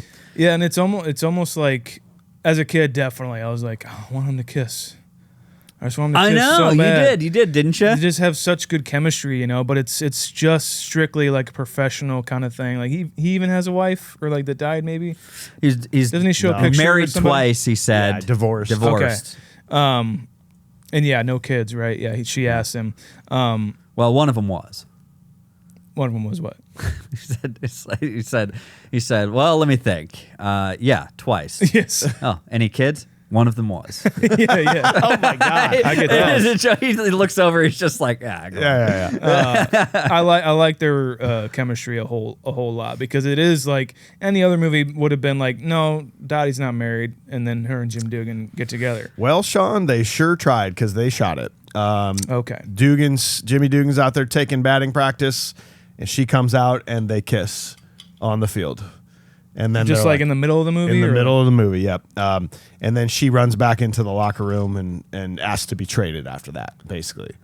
So yeah, they very much wanted it to be that way. In fact, I could have seen Bob being the one that died. Yeah. Sure. And then they could have gotten together after that, Yeah. as a comfort. That could have been maybe somewhere where we went with it, but Yeah, 100%.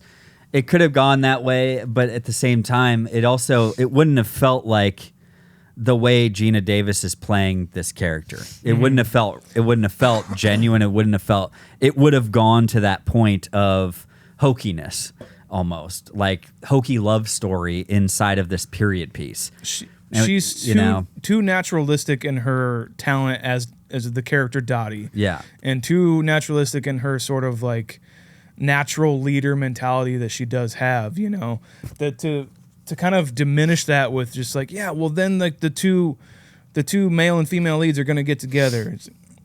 what the fuck are we doing? The tension's great, but I'm glad they didn't 100%. actually do it. Tension's great. Yeah. And you can have that, like, and that would be a great relationship kind of to have in a movie. But even that shot of them sitting next to each other in the dugout as they're sort of co-coaching, like I like that. They feel very close. yeah, That sounded good. Yep. You know, like those moments, like offering the chew. You know, he kind of adds a little bit of spice into her life with giving her the chew. She helps bring him back by getting him a Coke instead of, you know, sipping from the flask. You know, so there's this balance and there's this mutual respect that we get to watch that builds up. And if had that turned romantic, it would have, especially on rewatch, would have just tainted my view of the movie. 100%. Well, scene 4, Marla has married Nelson and leaves the team for the rest of the year. Dottie and Jimmy develop a close friendship. After getting pulled from a game, Kit and Dottie fight. This causes Dottie to threaten to leave the team. Kit is traded to Racine. A few days later, the team is getting ready for another game when a Western Union delivery man arrives with the telegram that Betty's husband has died. This is just where it's like so annoying that it's all about Kit. Like, Kit is literally nothing without Dottie. And I know that's what she's mad about, but Kit doesn't even get a tryout without Dottie's help. The league was completely folding. Now that she's there and she's like, oh, this might be great. I might be able to stick around and play a couple of years. The league is folding until Dottie goes out and does something about it. The team isn't even going to make the playoffs without Dottie on it to then get to the World Series to where Kit can play. Kit should be so gracious for her sister. And she's just, it's all about Dottie. Yeah, of course it's all about Dottie because she's so much better than you are at everything. And she's not trying, like she's trying to help Kit out, but Kit's just a whiny little baby throughout this whole movie. And this is where it just, you're terrible. You're throwing fucking cheeseburgers over the plate. Like, get out of here. Yeah. And you took me out. You didn't take Benny out of the last game. It's all about me. It bugs me. This is that moment on the mound. That moment on the mound is again, it's a great back and forth and kind of show of that like that mutual respect that they've been building towards Jimmy and Dottie, and says, "Well, game's getting pretty exciting, huh?" It's like, "Don't take me out." Now, this is a thing, FYI too. This is a big deal back then, whereas nowadays you think of relief pitchers as a pretty common practice. Mm-hmm. Apparently back then, what I was because it's like, okay, you got to go out. Like, how many people honestly pitch like 9 innings anymore? Yeah, sure. A lot of people don't. But wasn't it like that back then? Back then, they did it all the time. It was super rare to get pulled. Yeah, you didn't get pulled back then. You were expected to close out the game. If you're going to start, you're going to finish. And unless you start getting real bad and start throwing grapefruits like Dottie says, and it's just like, because it's like, what do you think? Well, you know, she's battling out there. I asked, what do you think? It's like, stop giving me bullshit, Dottie. Yeah. Respect me. give me something. And it's like, she's throwing grapefruit. She's done. It's like, fuck, dude. Fucking brutal. But it's like, it's a great moment, and that spat that they have, and especially her and is it Doris? Or Rosie O'Donnell, Kit and Doris, they get into it really heavy. It's just like, yeah, Kit, you can't do this shit. It's her fault. Then Kit gets what she wants, to not be in the shadow of Dottie, and then she gets mad about that. So here's the thing: is the idea. Here's where I realized that Kit's perspective is skewed as the younger sibling of this dynamic. It is the fact that instead of what she wants is to be out from under Dottie's shadow, she wants Dottie to leave.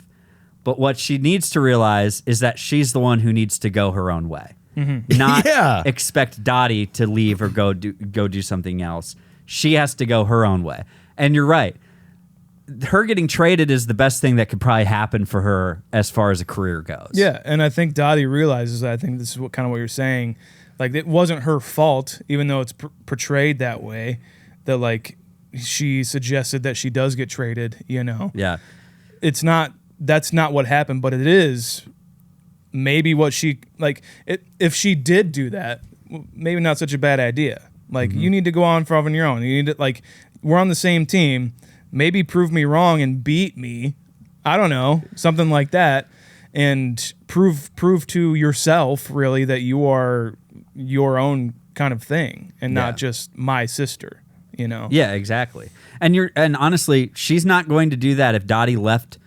If Dottie left Rockford, and she got traded to Racine instead, it wouldn't have changed anything because she already has the dynamic with that team. Yeah. So it wouldn't have changed anything if Dottie had been the one getting traded. It wouldn't have changed enough. Let me put it that way. Also, spite's a hell of a drug. Spite is a hell of a drug. So to want to beat your old team, I'm sure that fucking feels real good. You know, especially when your sister's on there. You know. Yeah. Absolutely. Yeah, and then you get the moment. Yeah, I mean, this is another poignant, as punchable of a face as this Western Union Telegram guy is. This is again another moment that just choked me up, man. When he's walking through the room, I love how Jimmy Dugan handles it. He's like, "Get the fuck out of here! I don't care if we're not doing official business. Like, yeah, I'm taking this. You're going out of the room. I'm handling this." Opens it up.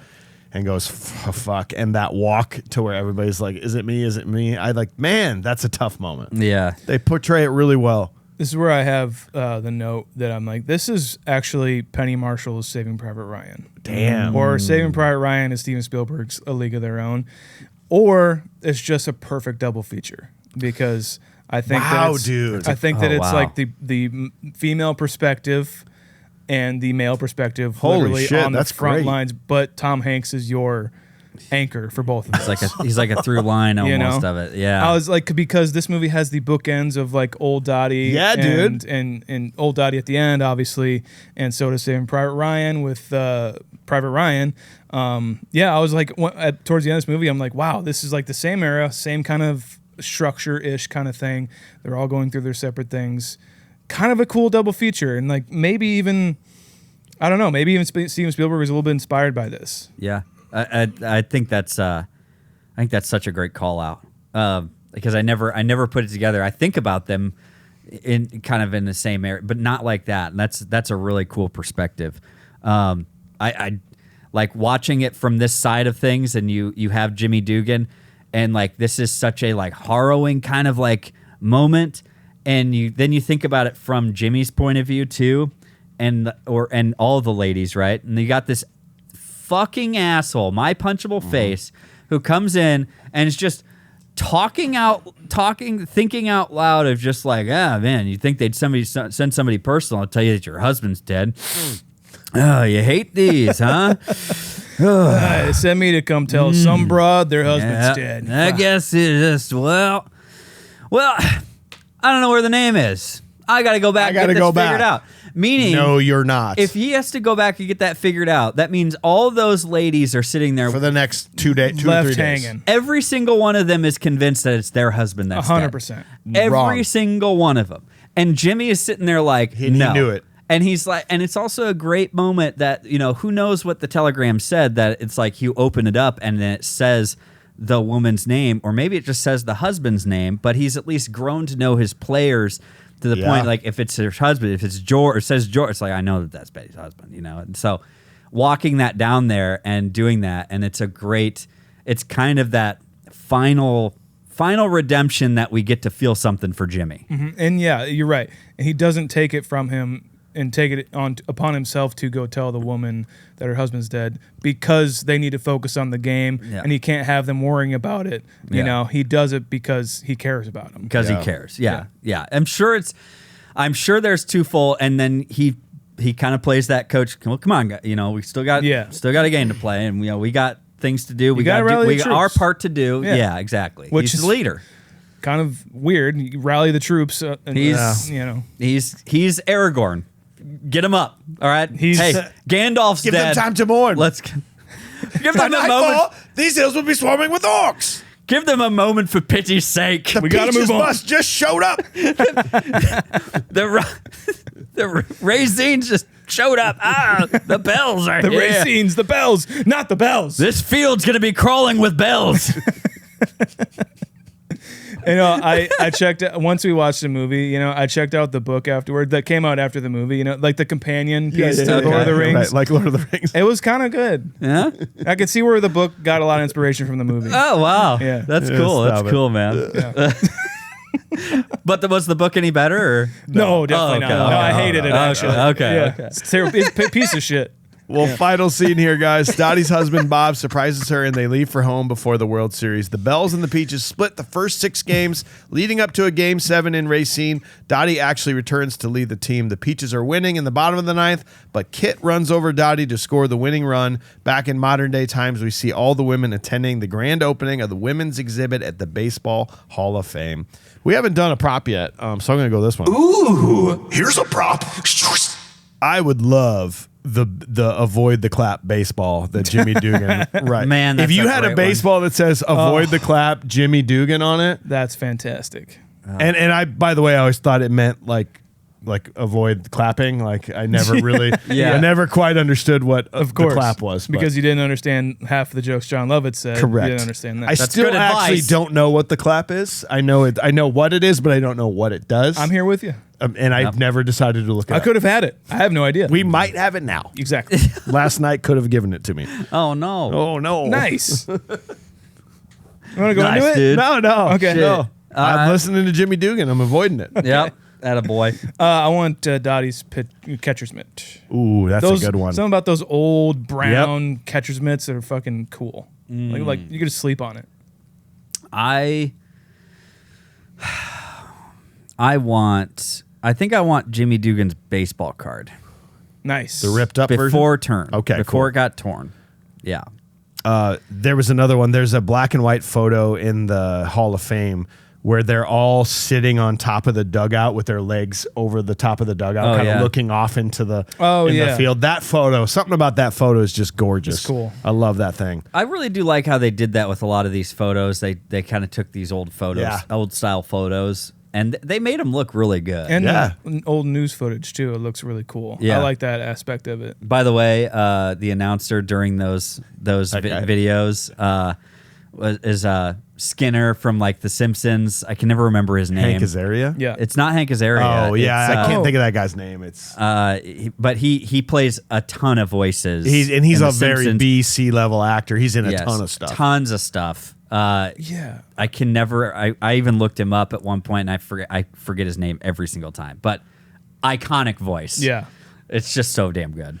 So I always pictured. I thought it was always the Wayne's World 2 radio Kind DJ. of, kind of, almost yeah. kind of like that. Sorry, go ahead. That's Harry Shearer, isn't Yes, it? yes. How bad of an actor is Bill Pullman? God damn it, we doing this? Oh no, I love Bill Pullman. I do too. But do you love the idea of Bill Pullman? Or do you actually love him in this movie? Is just like, Oh, with this role is nothing. okay, but that's what I'm saying. Like, but a guy like Val Kilmer, who we talked about 3 days ago, would have done this role and would have studied for it for months and been like, I'm gonna fucking nail this. Bill Pullman's like, 10 grand for a day's work, you fucking got it. I'll just go, hi Dottie, it's me. It's Yeah, I took a bullet. Look at my hat. Like he's just a fucking, he just phoned it in. you think so? He did this as a favor for Penny Yep. Marshall. Hey, Penny, you made a terrible choice. Like Damn it, man. Convince me that he's a good actor in this movie. I mean, it's hard to like say like that was a great performance for such a B. It's not C even memorable. character. You know, It's like- Dottie's the most important character of those two characters. Yes. him or Bob and Dottie. Dottie's the one I care about. It might as well have been It Bob doesn't that matter died. who plays Bob. I care about Dottie the most. You know, Yeah. so that's where I'm at with it. I love Bill Pullman. It's unfortunate he's just in this kind of like F level role. It's basically what it is. So I've never gave any extra thought to it, Mike. And so the problem is we're shining a light on it now in a Yeah. dimly lit room. Okay, and then now listen, I'm focusing on I it. will take you away from that. I'll ask you a question regarding his character. Let's say you've gone to war. let's say you took a bullet, honorably discharged, but you're okay. And let's say you come home, you've been gone for 7 months, you finally with your wife, you're back in civilization. What would you rather do? Would you rather go home and immediately start making babies? Or would you rather like maybe catch a ball game, have a hot dog, have a beer in the warm sun? Like, what are you choosing? That is actually a hard choice. I mean, I'm just saying. It's actually a very hard choice. I mean, they're doing it up and down the entire way there. I hope so. I mean, that's why they only made it to Yellowstone. those old jalopies are bouncing around, and that's what the sound they're making. What's that now? Say- That's the sound that they're making. That's matching the car. I think I'm telling All Molly, the way to Oregon. I think I'm telling Molly, I'd be like, well, hey, listen, like, can we just catch a baseball game? It's the World Series here. Can I watch my wife I'm with you. play baseball? I understand the World Series. There's 4 teams, okay? Come on. Just fucking calm we down. made the playoffs. Well, it's Well- 50-50 chance, really. Is it Roger Hornsby playing? Because come on. Come on. It's just a bunch of girls. Man. All right. No, I agree with you. I'm catching a game, getting a beer, Sitting in the sun. having a fucking hot dog, sitting in the sun. Yeah. Being a war hero in your There's- uniform. I can wait a little bit longer. There's always cinema. We have a hotel room, right? Yeah. We're fine. We're not In fact, home. that car ride would be awful. From Yeah, Chicago to 100%. Oregon in a car from the 1800s or whatever the fuck. You see that thing? And so this is actually kind of accurate too, even though that car is way old for this time. Right. But back then, people didn't really buy new cars. Well, The 'cause war they area, made they cars weren't to making last cars. forever. They weren't making them. Yeah. They made That's a them to good last point. forever, but they also, it's the war effort. They weren't making They were making new there was- cars. making bombs. instead. Also, like a gasoline ration of only like 10 gallons a day or something like that. On this, that sticker on the car is an A gas ration sticker, meaning 4 gallons a week. Which means they're not making it home. They aren't making it home very quick. I didn't notice that. Yeah. That's cool. Okay, then. There's your history lesson right there for this movie. But that's what that means. I believe it was about 4 gallons of gas a week. So they tagged certain cars. yeah. Yeah. To Wow. save gasoline. We need it For the other war stuff. effort. Wow. Yep. Okay. So that's the sacrifice again of making like World War II, World War I, and both of them. The war effort was the focus of the country. Our finest Everybody generation. made sacrifices. Everybody. We suck compared to that generation. Okay, guys. Well, when the war was over, they didn't treat humanity well. Yeah. So I'm just well, saying. Look it up. Look it up. Look it up. Okay. Look it up. The celebration when the war was over wasn't good. Okay. A lot of rapes. Just saying. Wow. Just saying. All right, then. Yeah. So the cool part about this is that they quickly get to it. I love that they go game 7. I like that they just don't waste any time. I agree with you. Yeah. Here's my problem with it is the fact that they do this and then it's game 7 and then Dottie shows up. Mm-hmm. And I'm on rewatch. I'm annoyed by that. Of course. I think it's kind of silly. I think she should have shown up earlier in Or the series. they could have been game 7 when Bob showed up and she thought about leaving, but turns out they turned around a block down the road and came back. Yeah. It didn't Agreed. have to be. We got as however far they said they got. Like it was like Colorado or something that they ended up turning Yellowstone. around. Yellowstone. Yeah, as far as Yellowstone turned around. It's like that's just still a long ass way. By that point, we're not turning around. Yeah, you're not. Are you Yellowstone? Are you kidding? Hey, where me? did this car come from? She didn't drive it out there. No. Whose car is this? Bob must have had it or something like that. But where did he get it? And how did he get there? Did he go to Oregon first and then he drove that car with his bum foot? He did. Like, how did he get there? I mean, I'm I had assuming he took an airplane to I had get a there. fucking So purpose back in Germany. Yeah. I was driving tanks. Boy, he had a lonely ride saying, hope my wife's there. hope she's not making out with Jimmy Dugan, which the original script had her doing. Okay, Yeah. anyway. So you have to imagine that the character of Bob had some resentment if he Sure witnessed shit. Yeah. Fuck. Yeah, I think I agree with you that like we kind of expect with movies like this now, and I don't know if there was plenty of movies before this that did this trope. I would imagine that like, oh yeah, the main character goes away. He's like, oh well, shit. What are we supposed to do with the no. replacements if like Keanu Reeves left for something? Yes, we know he's coming back. Right. Of course. Just get over with. You know, Yeah. I get that. Just get it over with. Just don't even have her leave. There's a point where you can't expect me to believe that she's not coming back. Yes. Yeah. Come on. Like you're just going to leave the Peaches to battle Kit? Are you kidding me? No, you're not. That's not what's going to happen. Dottie's coming back. You should have brought her back sooner, I feel like, and it should have been more of a thing, I guess, in my opinion. Well, the age-old debate, I'd love to know what Confused Breakfast can figure out is does Dottie drop this ball on purpose? I actually made some notes this time around. I mean, Dottie is a cold, hard killer.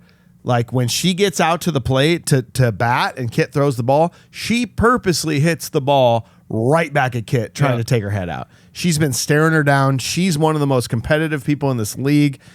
And then like she sees Kit losing it in the dugout and crying, and she's thinking, shoot, that's my little sister. So I start going back on that. But then when Kit comes to the plate, she calls time and goes to the pitcher and's like, dude, she can't hit the high ones. High, fast ones. We're going to win this game. Throw high, fast ones. Then she kind of does the you're going to go down stare and kind of looks at her like, yeah.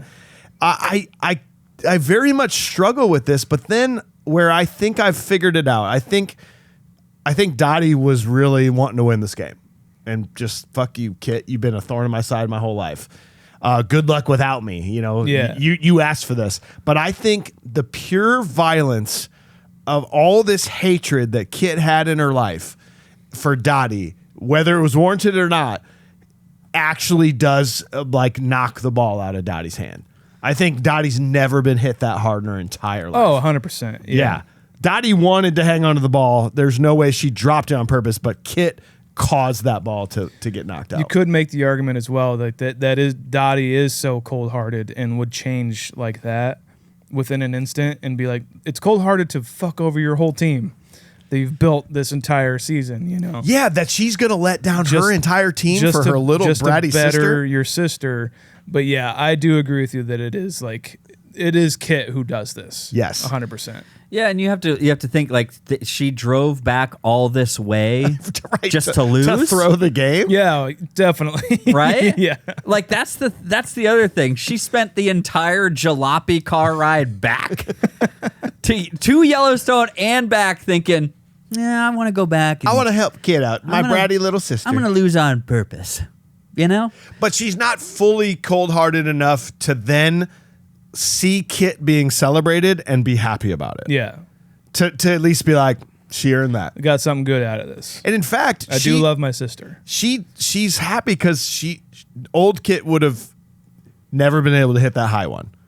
But it's like she learned. Mm-hmm. She's happy that okay, what I taught her actually made her figure it out on how to hit that high one. Maybe stepping out of the shadow of my sister and playing with other teammates, other people to look up to, maybe other people that can look up to me somehow, maybe that was what did it for her. You're right. Maybe she learned to just kind of not hit those or learn how to hit those, Mm-hmm. You heard it here first. We've settled the all-time debate. That is what happens. Absolutely. Yeah. I think Penny Marshall would be sitting right here being like, you boys are right. You guys are pretty good at this podcasting thing. Have you done more of my movies? Thanks. Oh yeah, we did big. It's great. Yeah. Thanks, little Penny. weird, but great. The ending? Let's not talk about that. Penny Marshall has been pretty lucky in what's been cut from her movies. Let's just put it that way. Yeah. She's been pretty lucky. She's gotten lucky. Her editors have graciously graced her. Indeed, Yes. indeed. Yeah. I also the other thing about it too, it makes me think about how she tells about hey, high fast ones, she can't hit them, can't lay off them.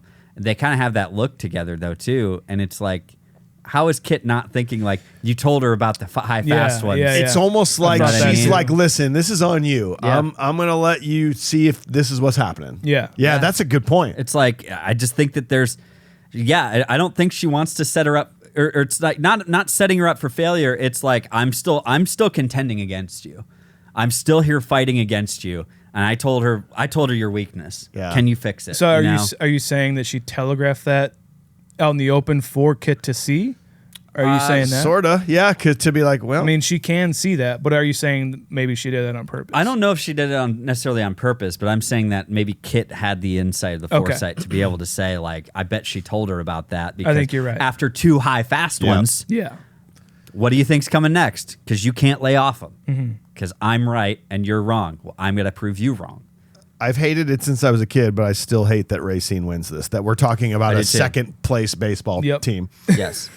It'd be like in Miracle, and we know Miracle is a real story, but if they like still didn't beat the Russians, or if they beat the Russians and then lost the gold medal. My note here is the Bells win the damn game, dude. What the fuck? Dude, exactly. We care about these. We don't know anyone from the Bells. We know the coach that kind of sucks and the annoying catcher. Yeah. Those are the only people we know from the Bells. It's just one run, Kit.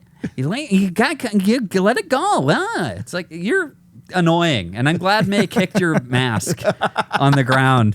You know, and Tia Leone, you know, even you're not going to save this. No. For us. You know, it's kind of a letdown that you're just. It's like, and by the way, had Dottie come back, would they even be in a final Game 7? Do you think that they would have gone that far? Well, they tied it up before Dottie came back.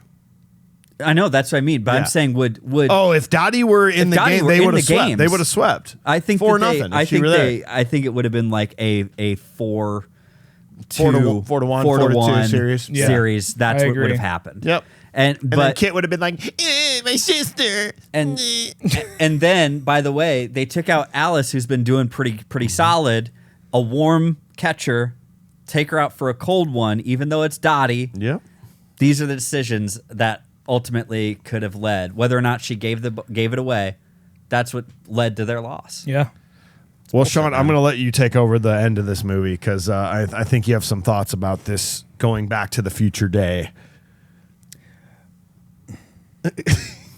Zoom in. It's way too fucking long. I don't need much of this. I Some? like some. Okay. I like Dottie showing up and be like, "Hey, what's up, team?" That's kind of fun. That's good. It's good. I would even argue, like much like Saving Private Ryan, I don't need much of the, even though those are real people and shit. Yeah, of course. Yeah. Well, actually, now I'm thinking of Schindler's List. Never mind. Okay, wow. But it's the same kind of sentiment where it's just like, I don't know. I was extremely entertained, and I know that this was like a real organization and this and a real exhibit, I believe. too. Yeah. They kind of recreated this. Yeah, of course. Like the opening of it. I don't need this. I liked a little bit of it, but it's way too long for me. Yeah. What do you guys think? I loved some of the casting though. Again, like Stillwell being casted as our boy. Yeah. Shoot, I don't have his name ahead. He's been in probably 4 or 5 of our movies. Pee-wee's Big Adventure, Teen Wolf. Like Justin Scheller. Oh my God, what a cast! What a cast! And then even like Mark Holton. Yes. Oh, there you go. Okay. Justin Scheller's the kid. Yes. Then even the Capadino, when the guy turns around looking like him, it's so great. And I liked it. The thing that I will tell you, what I resonate the most about this end of this movie is I actually cried at the end of this movie. Yeah. Like this whole final scene when they were like talking about their old players and cutting the ribbons and it's like this notion of legacy, right? Where like when you're in the moment of life and creating things, and whether it's a band or a podcast or just a family, you don't do it for a legacy. You're doing it because you're in the moment and you want to have fun and do it. But like there's something unbelievably special about getting later in your life and like knowing that you were a part of something. And like knowing that you like changed history for so many people, and getting to like feel the recognition from that and flooding memories. Like I don't know why it makes me so emotional, but it's like such a nice sentiment for them to be able to experience this and see them like see this great point of their life and what happened and what it meant. I like all the sentiments for Yes. sure. I think what bothers me is the performances. Yeah. The Kit, the lady that plays Kit. Some of them are, Oh, when she goes, yeah. Yeah, it's like, kind of The eyes freak me out. yeah. I agree with what you're saying a lot because it is like Dottie especially is like, oh, it was just a thing I did to her daughter. Right. It was just a thing I did. It's like, no, you don't realize. You don't understand. Like, you probably inspired a generations upon generations of female baseball players, like men baseball players. Yeah, dude. And I do like that sentiment a lot. I like what you say of like the unexpected sort of legacy. Yeah. Or the, that's just something that I did. I liked doing it. I had a lot of fun, but I thought it was just a fun thing. But no, you impacted some people. And the sadness of that some couldn't be there to see it. Sure. And like that's sad, So yeah, totally. I think that's the biggest thing. Like you're saying, Sean, that's what I remember is her saying, it's just something I did, but you don't realize it's bigger than just you. Yeah. Like it was a massive thing. Like it was it changed the world of like sports, and regardless of whatever it is, but in this movie, it's like you have a legacy, and it's bigger than you for you to just say, you should go out there, and if you're not going to do it for yourself, then recognize the other people that did it with you. Yeah, that's a good point. And especially when you have Stillwell who comes out, and what a wonderful moment. Yeah. That And he's like, staring at the and he's picture of his like, mom. and mom died, and I passed. felt like I owed it to her to be here. And it's like, yeah, you all owe it to Evelyn to be there because she can't be there. Yeah. Like those are the moments that it's really those are the heartwarming moments. I think that the additional ball playing is where it gets a little out there. Right. Even though they had a lot of of original players that were there. That's and they were cool. doing it. But I think the problem I have is that they were asking them to do some acting inside of it And too. then overdubbing voices. Yeah, and It gets a little messy. yeah, Yes. and it's like, and you're right. It gets a little bit messy, and I feel like you're losing the sentiment by asking them to do something other than what they're just there to do. Yeah. And I think that's where it kind of lost me. And that was like at the line that I said for the tomato meter. There's the last scene is like a batter who gets called a strike on her or something. And she's like kicking dirt on the shoes of the ump, and like they're having a spat, and they're doing a back and forth, and it's clearly like an acting thing. And Yes. you're just like, it's the hokiness is hitting me, and I don't want to end the movie like that. End it in the memorial. That's where I turned it off. End it in the memorial. That's where I turned it off. So I think maybe that's that's a why good I feel idea. better. Yeah. I just went good enough. End it at the memorial, and I think you've got a better finish. Well, I actually have a lot more notes on this, so I think we continue this into the Patreon. If you guys want to hear more about A let's League do of Their that. Own, I'd like that. patreon.com/confused breakfast. We've dissected it with a modern eye. Time for a modern day rating. Sean, what do you think about this, buddy? Yeah, man, I think this is such an enjoyable watch. I think all the good characters, performances, fucking Gina Davis is a knockout. This is like her movie. Good God. Yeah.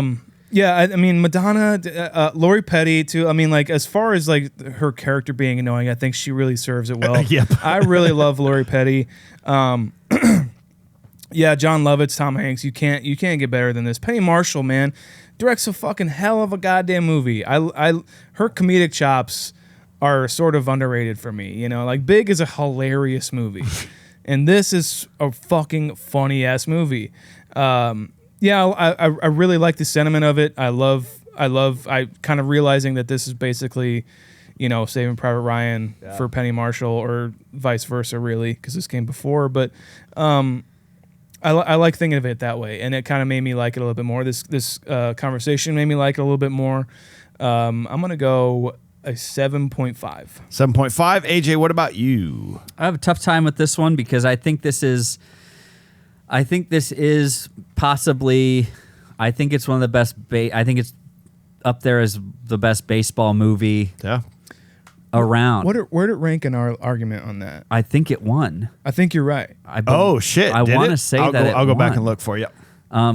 Yeah, we had a whole bracket when we were in Chicago, Chicago, yeah. and we did a bracket on baseball movies when we were doing Rookie of the Year there. Mm-hmm. So, like, I do think it's up there. I think it's one of the best ones, and I've given some decent ratings to some other baseball movies. That being said, I gotta find my Sandlot just to make sure I'm not overstepping here. Yeah. Okay. So I think that here's what I'm going to do. I am going to say This is an 8. Oh man, this is. You were an 8.5 on Sandlot. And I'm an 8.5 on Field of Dreams. So yeah, it makes sense. This is I'm going to give it what I believe it is due by a small margin, and it is an 8.55. 8.55. Yeah, you guys nailed it. The performances, the actors, so funny, so enjoyable. Can't wait to show this to my daughters. Definitely. The leaving a legacy thing really hits me hard. You know, the older you get, you want to leave something behind that you did to make the world a better place, and it's great. I will say it's my second favorite baseball movie. There's still something about Field of Dreams for me, maybe just being an Iowa boy, but I'm going to rank this just slightly less than Field of Dreams. I'm going to be an 8.2. Nice. We got to go to Michael Guiliano. He says, so I actually went back and listened to the recording of the live show to prepare for this episode because I know I wasn't the only one who felt passionate that this is and will always be one of the best sports movies out there. One comment that really struck me was someone saying The Sandlot has you play ball like a girl as an insult. Here, it's a good thing. And that really struck me with this viewing. Anytime a movie tries to do a based on a true story, it's difficult to gauge how much of the truth you keep in versus how much creative license you're willing to add. For A League of Their Own, I feel like a lot of people were blown away just finding out that there actually was an all-women's professional baseball league that took place during World War II. That was just enough fact to be entertaining and informative, which meant that even more script could be put towards building a compelling story, all while this may not be a cut and dried based on a true story like most biopics. Characters like Dottie, Kit, Jimmy, and many others were actually based on real-life counterpoints. There's a great book, No Crying in Baseball, by Aaron Carlson, that does a deep dive into the movie's production if you're as obsessed as I am. Hell yeah. Thank you for that. While we're talking about real-life counterparts, let's talk about how high Jimmy Dugan would have been on the all-time home runs list when he retired. Okay. If he played for Walter Harvey's team in the World Series based on Charles Wrigley's Cubs, that means he was playing in 1932, 1935, or 1938. If the movie takes place in 1943 and he already blew an opportunity in San Antonio, I'm going towards 1938 being his last World Series. If he retires by 1940 with 484 home runs, that puts him fourth all-time behind Babe Ruth, Lou Gehrig, and Jimmy Foxx, who Jimmy Dugan is heavily modeled after. Performance-wise, Gina Davis and Tom Hanks steal this one. Aside from being breathtakingly beautiful, Davis does more than a convincing job of making us believe that she could have had a second career as a catcher. Hanks gives us what is possibly the best motivational speech on screen. The heart is what makes it great is an underappreciated quote from an insanely quotable movie. And once again drops a legendary peeing scene for all of us to enjoy.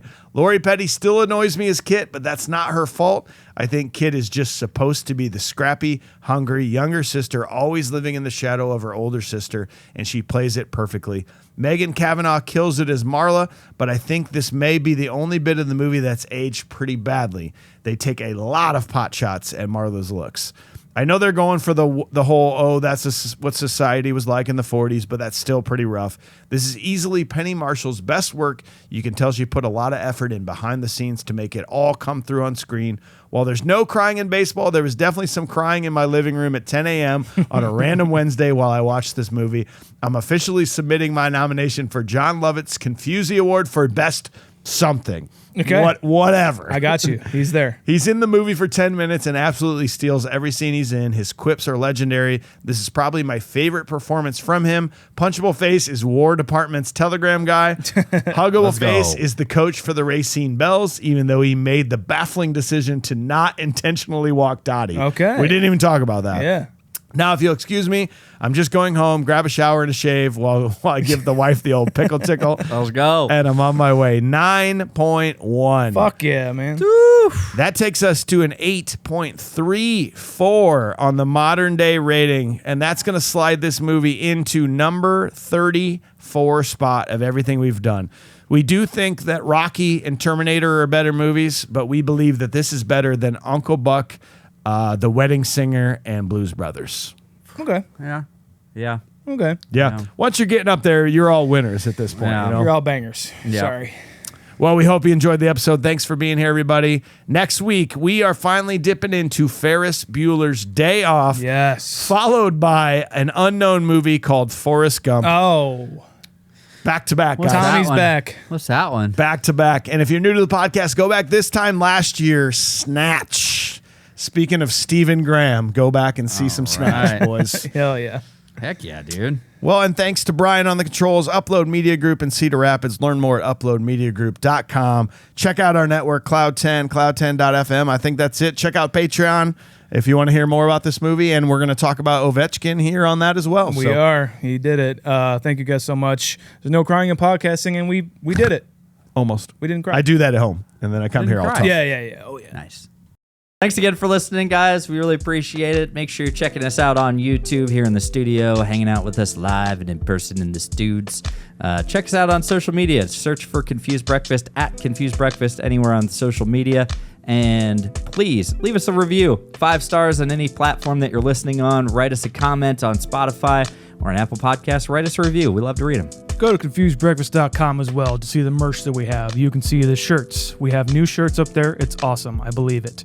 You can go to confusedbreakfast.com as well to see the ratings of the movies that we have covered. You can see AJ's ratings. You can see Mike's ratings. And you can see my ratings and the show's ratings overall. Goodbye. I love you. Thanks to Brian on the controls here at Upload Media Group. Learn more at uploadmediagroup.com. And learn more about our network, Cloud10, at cloud10.fm. We love you so much. Go on to the next video.